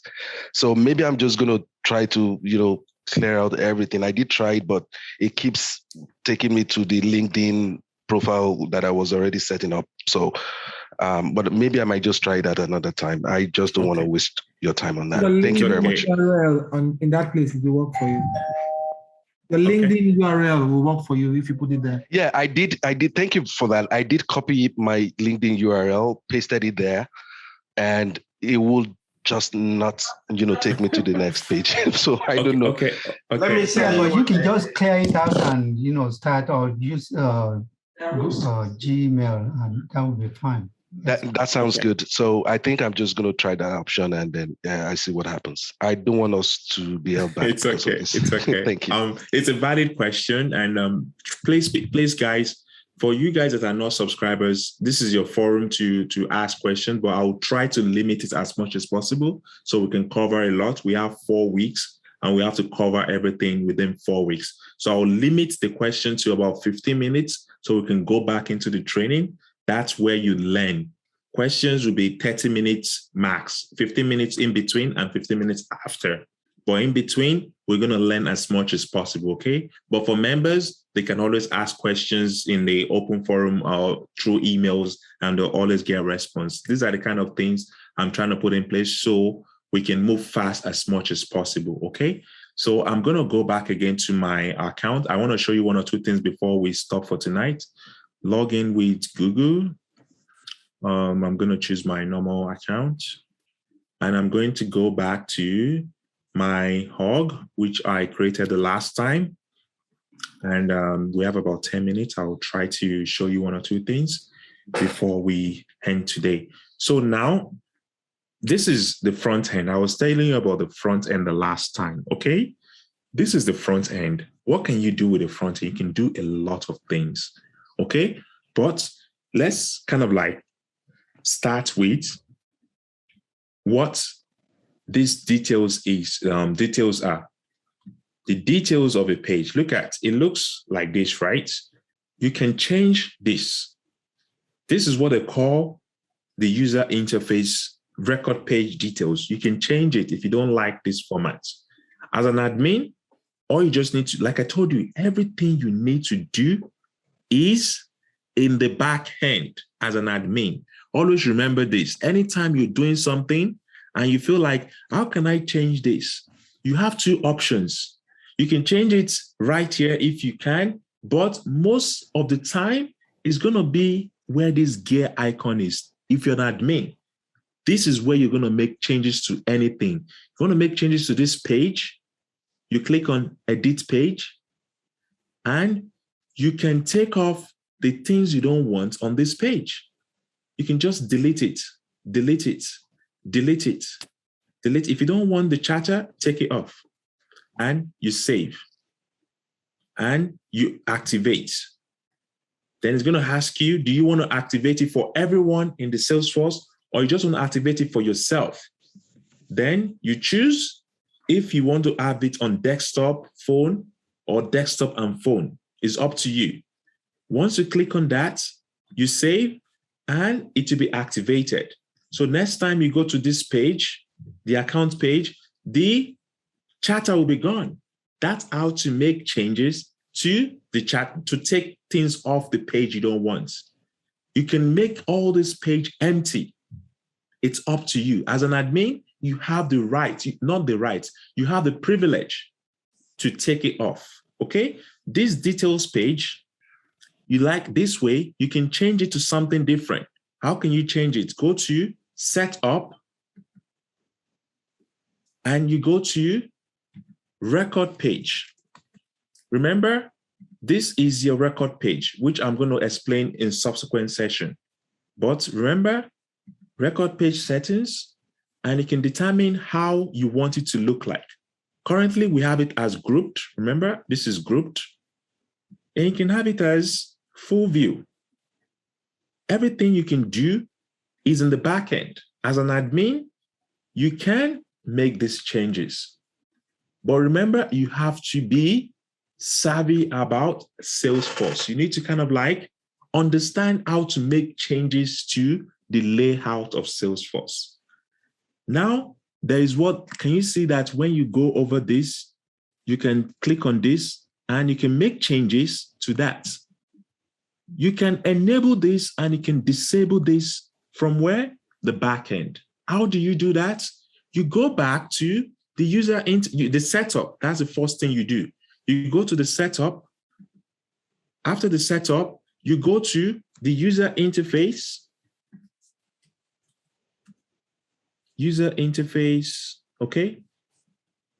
This is the user interface. And you can do all this. Enable inline editing. Initially, it was enabled. I am disabling that and I'm going to save. Okay, I just disabled that and I saved. So if I refresh this, I will not get that opportunity. Okay, as an admin, you sometimes it overrides, but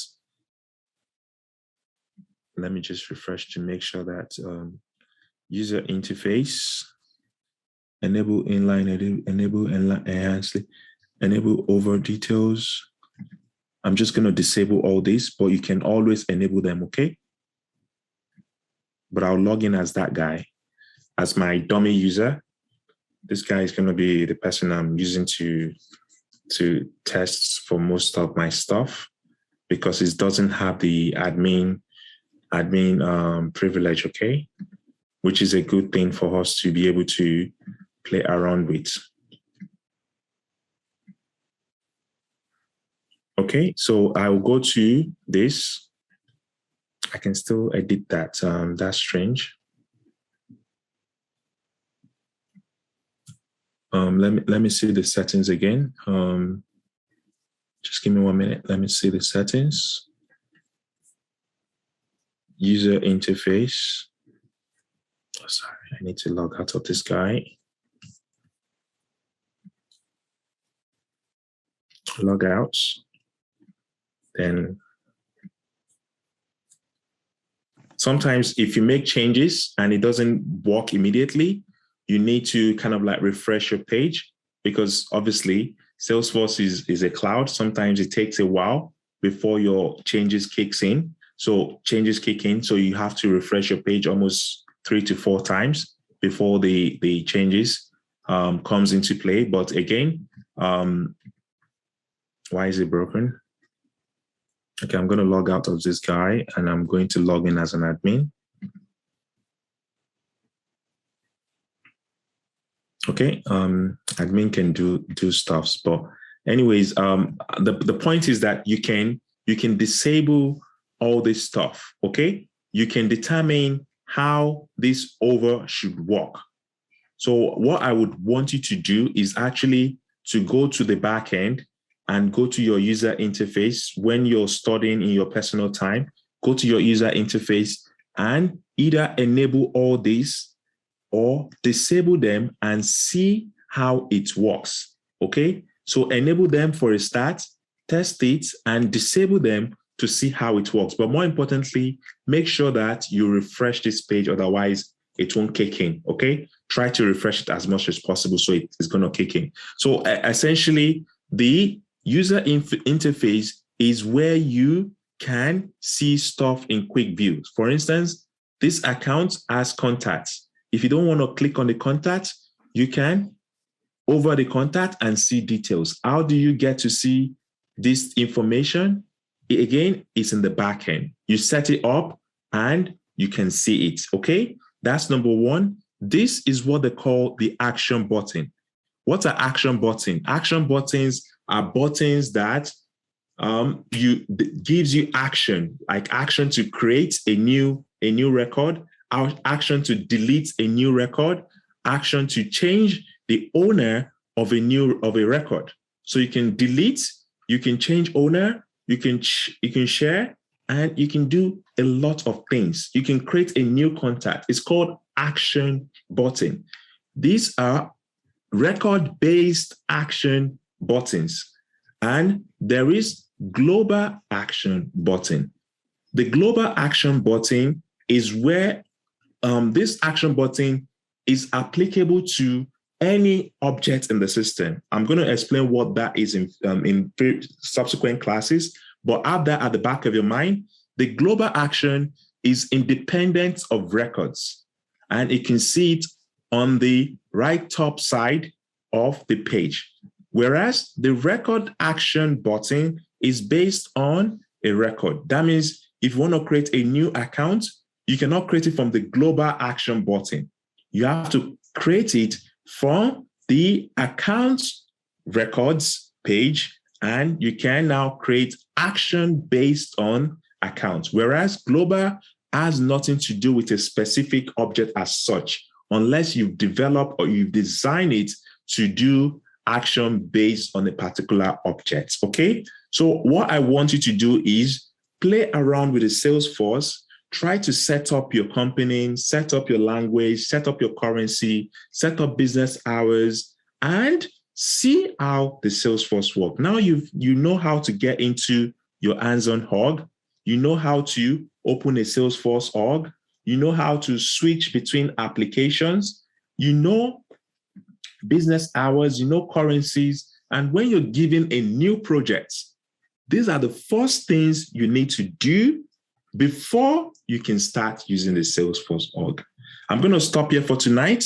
I'm going to give one or two persons opportunity to ask me questions before we wrap it up. Today, we've done a lot, even though it looks like very simple stuff. It's a lot, and it will get you started with Salesforce. So if you have any questions, please feel free to ask me now. Please raise your hand, but previously, if you've asked questions, just drop your hand so I don't get confused. But if you want to ask new questions, raise your hand up and I will call you just for new questions, okay?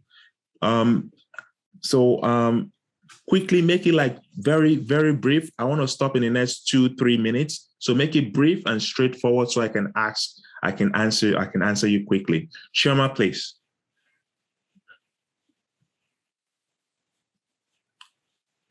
If Shema is not there, Christian, please. If you're asking questions, or if you're not asking questions again, just drop your hand so I can call on the next person.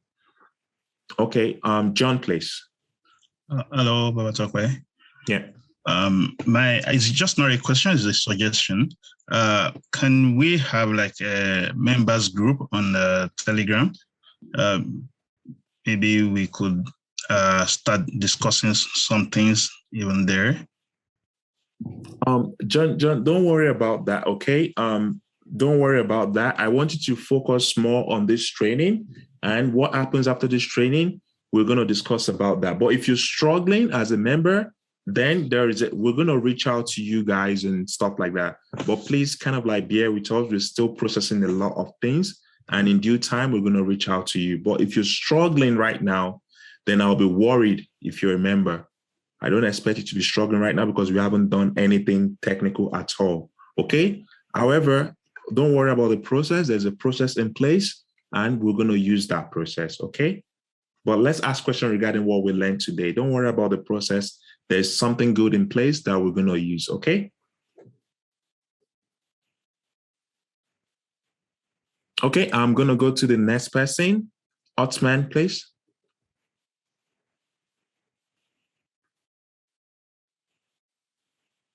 Okay, I'm going to go to the next person.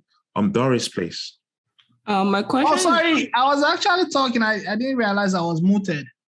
Okay, Doris, hold on for a minute. Otman, please. Okay, so sorry. Thank you for this platform, Babatope. So my question is based on the business hour. For example, you've been an admin and you're located in Canada. So your local time is different from where I am. So you being an admin and me, myself being the user. So there should be like time difference. So how do I don't quite understand that part. So if I'm to be working as a user from where I am, and how do I set up my time without, conflicting with your local time? I'm not quite sure if I can get that. Like I told you earlier, the user can override the company default settings. What does that mean?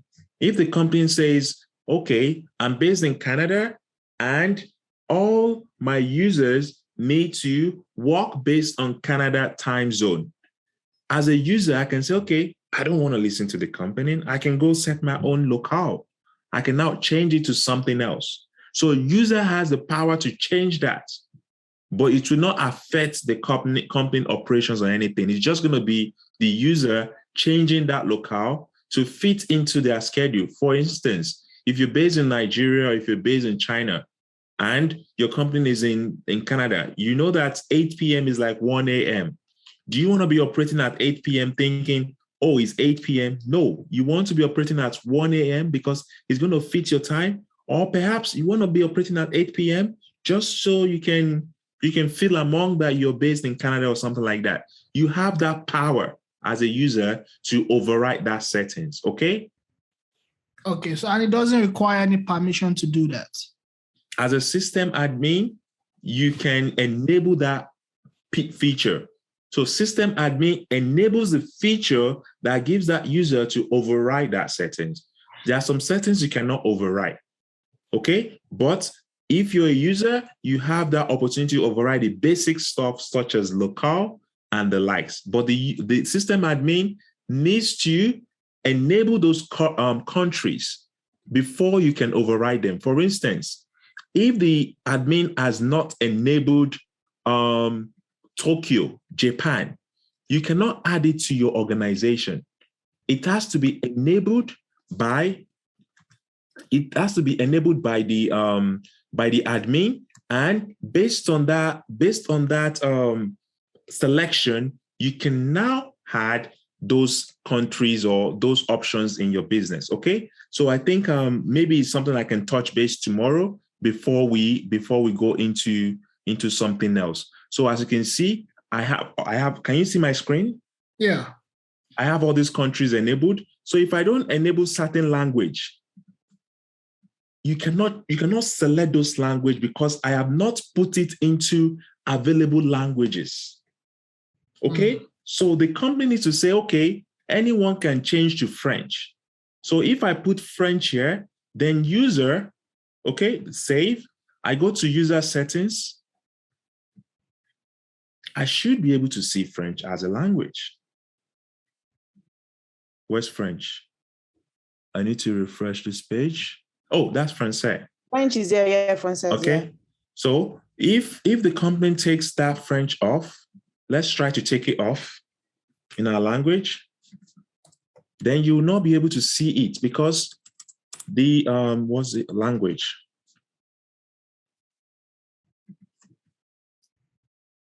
I'll take it off. In fact, I'll take a lot of them off so you can see that this stuff is actually working, okay? You go to settings as a user and you go to language. Can you see? The only option you have is this. So company can set what they want. Then user can now select based on what the company has given them. Okay? So you don't have that liberty as such, but you have at least some liberty, right? You have some freedom to select whatever you want. Okay? Oh, yeah. Yeah. So Doris, please. It's just a continuation from what you just said. Sorry, that's my first question. So if the user changes the time zone, so how would the SLA work? Would it be with what the company has set up initially or with what the user just set up? Business hours is different from configure. You need to understand a lot of things I've taught you today. Don't mix them together. SLA is about, business hours. So if your business hours is 8 to 5 and someone assigned a ticket to you at 6 p.m., the SLA would not be breached because it's after working hours. So that's where the business hours comes into place. The business hours for that user will not come into effect. Does that make sense? Yeah, but if it's in a case where the company has multiple locations on different time zones, when will the SLA come into play? So let's say they have companies in Canada and maybe Nigeria, and then they have 8 to 5 Eastern Standard. So if there is a ticket, when would the SLA come into play? Because they also have people working in Nigeria as well, which is a different time zone.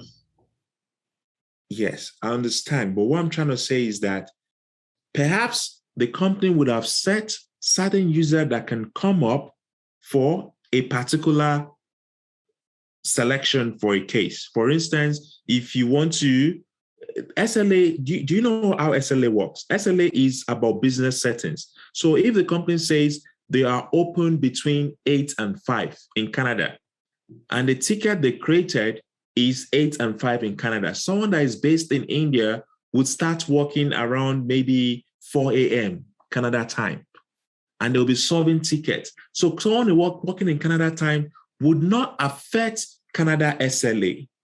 It's going to be based on Canada time zone and where the customer is based. So if the customer is based in China, the customer will be seeing Canada time zone, not customer support that is based in India. No, the customer will be seeing Canada time zone, which is 8 to 5.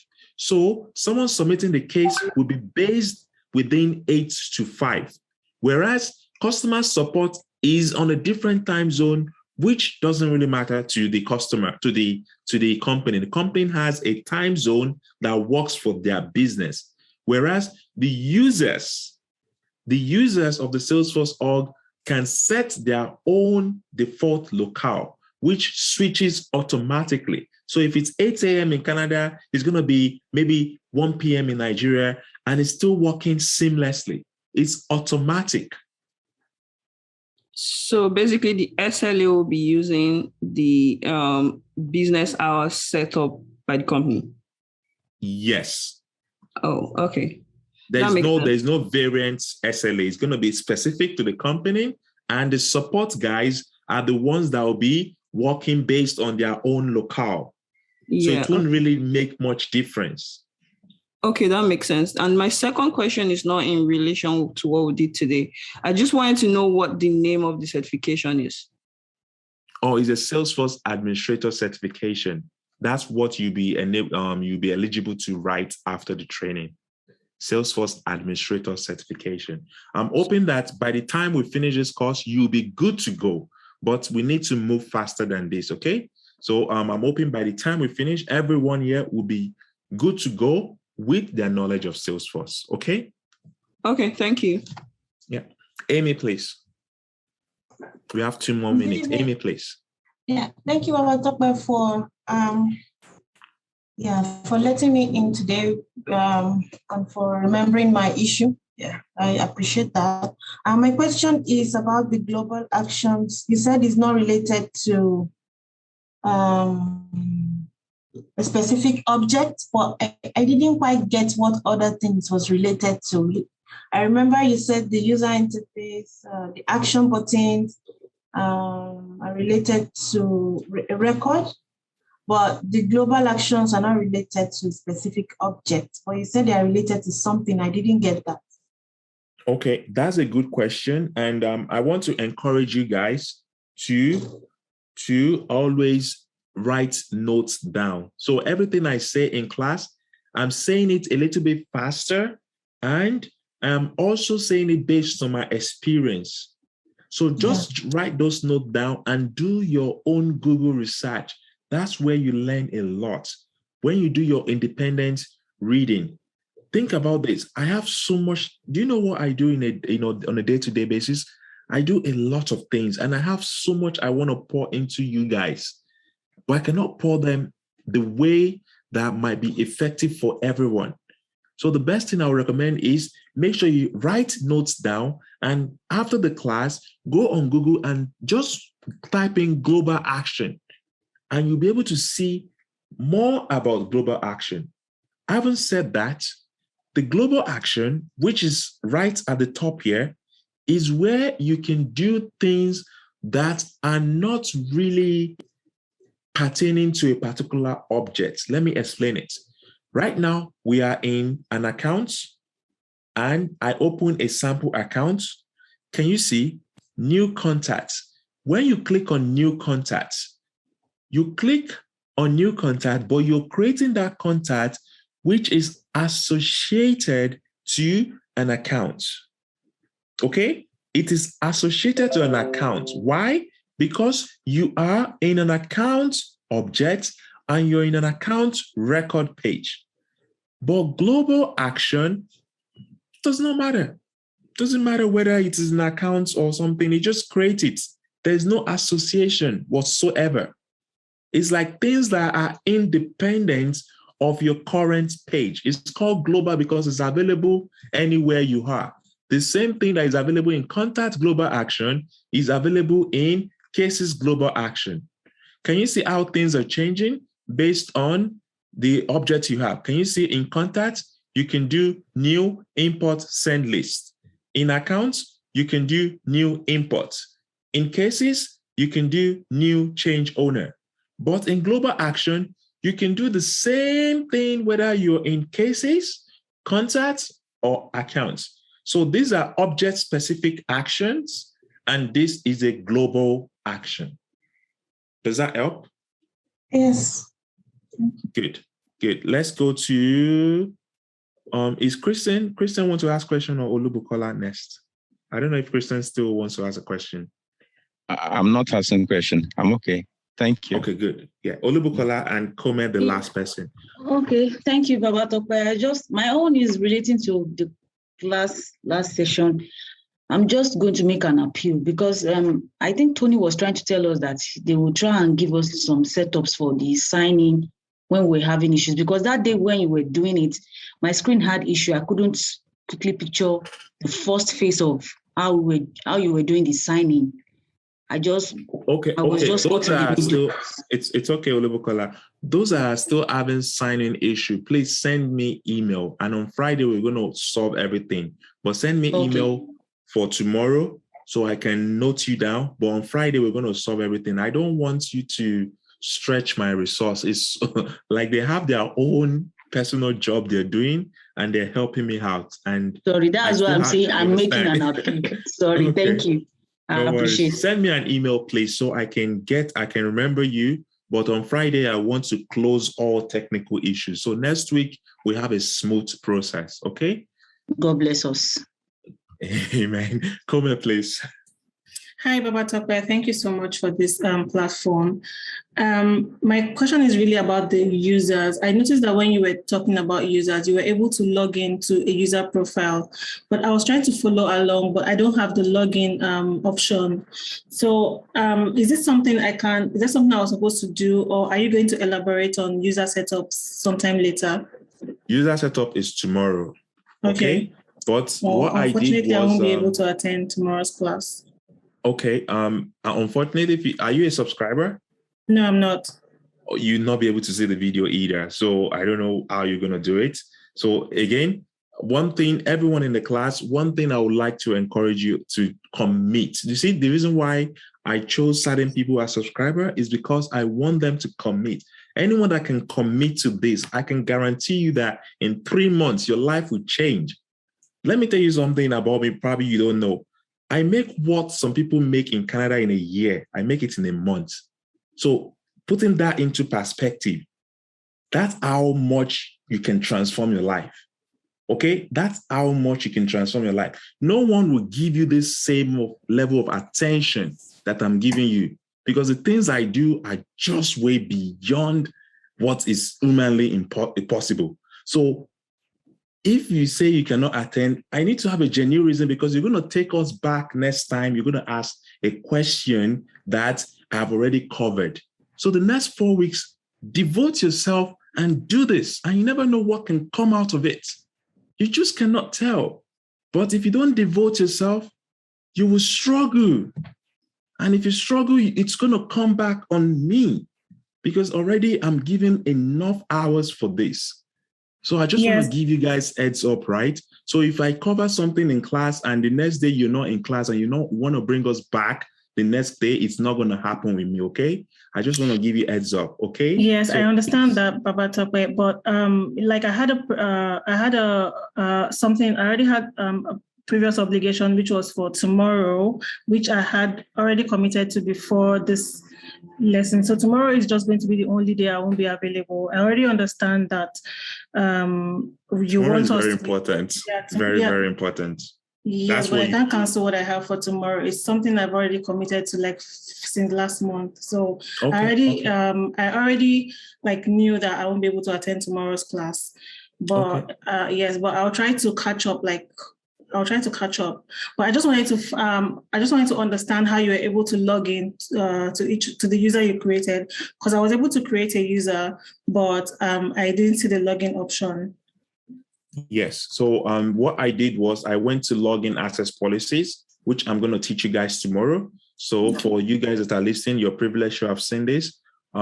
Administrators can log in as any user. If that is enabled, then you'll be able to log in into anyone's account. Okay? Okay, great. Thank you so much. That answers my question. No worries. Sam, please.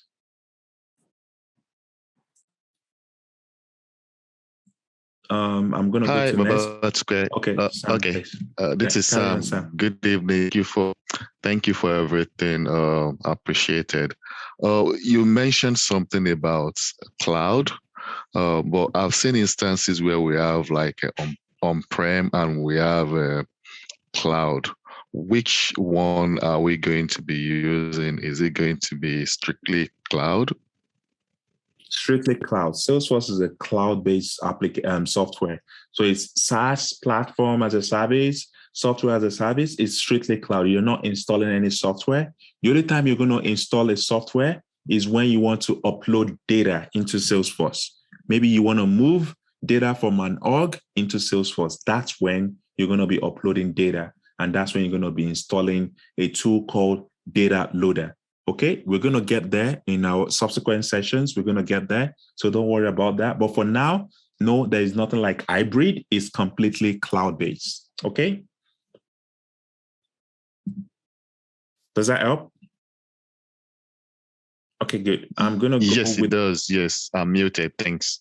No worries. Mosumola, please. We have 2 more. I'm going to close for tonight. Mosumola, please. You're speaking, but we cannot hear you. I'm going to go with the next person. Benga, please. Hi, Babatope. Good evening. Yeah, so my question is for the membership, for the subscription. I was able to do a manual, like an interact, and I sent the proof. Don't worry about that. Don't worry about that. I've not even looked at your money, okay? I've not looked at anything. The only thing I've been solving is people that need to get access to today's class, because your subscription does not even matter right now. The only thing is that it helps me manage. It helps me manage the expectation, okay? So don't worry about it. I will attend to everyone, but please learn more about Salesforce. Learn what we've done today. It's more important than your subscription, okay? No, I was just asking because you said you chose some people, so I was wondering if it was locked up or something. So no, don't worry about that for now. No, everyone should be rest assured that I will listen to them and I will make sure they are okay, regardless of whether they subscribe or not. It's just what happens after the training that I might not be able to guarantee. But during the training, you're good and everything will be fine. Okay, so don't stress yourself about anything. Thank you. Okay? Thank you very much. Thank you. I appreciate it. Thanks. Sisters, please. Hello, Babatope. A quick one. I'm not going to take your time, okay? I was able to create a profile trying to work things out based on what you've taught us today. So I'm seeing by the right an assistant that says a new lead assigned to you today, and there are so many new leads assigned to me. I don't know what that is. Oh, just ignore it. It's not really, you can just ignore it for now. It's just something that, adoption and all those kind of stuff, right? So it's not a big deal for now. Yeah. Okay, fine. Thank you very much. Well done. No worries. Edosa, please. Edosa is the last person. Edosa, please. I've been, you first said I'm the last person before you started explaining the other time. You didn't ask. Anyway, I know you are very kind of busy. But my question is, first, I wanted to know, you have the setup and the settings. So just from what I understand, the setup is kind of when you, let's say you created a website, so the cPanel, while the setting is where whatever you've created, somebody can, have access to it, like the user that you created it for can have access to it and modify whatever he wants to modify, like that you approved or that you gave privilege, right? That's right. It's just like Facebook, for instance. Facebook gives you the opportunity to change your profile name and the likes. But there are some things that are enabled for certain privilege, certain users that you might not have access to. For instance, in my Facebook, I have a page, and there's page admins, and there's page editor, and there's page, normal user. Okay, so that different levels of privileges you get determines what you can do. However, your profile settings is for you only. Anything you change in your settings is only pertaining to you, not anyone else. But anything you do in your setup could be pertaining to you or someone else that has the same profile as you. Okay, so admin, you have to be very careful. Okay. So my last, carry on. My last question is from the last person from someone who asked question, you were using object. From this class, you haven't used anything object. So I was surprised at that question. You started mentioning object. You create objects, so I don't know. Okay, that's a good question. Again, I needed to use that terminology, right? I couldn't call it anything else besides object. That was why I used object. If I could find a very low-level language to call it, I would have used that. But for the sake of learning, just see object as an Excel sheet, okay? See object as an Excel sheet where you store records, where you store data, okay? But we're going to get into object on Tuesday. Or is it Tuesday we're going to get into object, Monday or Tuesday, most likely. Okay. All right. Thank you so much. Yeah. Okay, guys, I think it's been wonderful having you guys. And I know we have a long way to go. Last quartz, about 250 started the session. About 150 started the session. And after the first week, we dropped to about 100. And after the third week, we dropped to about 75. In the fourth week, the 75 people were in the class and they were able to continue their Salesforce admin, okay? About 40 to 50 people wrote the certification exam, and about 35 to 40 people passed the certification exam. So think about it from 250 or 150 till about 50 people.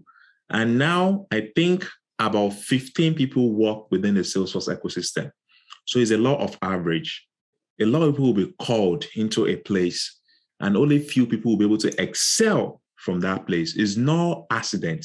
It's called law of averages and it's called time and chance. So if it's your time right now, take advantage of it. And if it's not your time right now, then still, I don't know what or when is going to be your time, but think about it, okay? It's law of averages. People will drop out of the class, but don't let those people distract you from learning the Salesforce. Salesforce is going to be huge. And next year, there will be more jobs in Salesforce in Canada than there is in any other sector. I can guarantee you. And your knowledge of Salesforce, if you have a Salesforce certification today, they will call you for interview. It's not up to you to pass that interview. I can tell you truth. And if you have a Salesforce developer, if you have a developer background, you now combine it with Salesforce development, you cannot be out of job. You cannot, unless you're lazy and you don't want to work. Okay? I'm giving you heads up about the ecosystem. It's up to you to take advantage of it. This is where I'm going to stop tonight. I'll see you guys tomorrow, same time. Have a good night and all the best. Take care. Bye. Thank you. Thank you very much. Thanks, Tokwe. Thanks so much. Thank you. Thank you.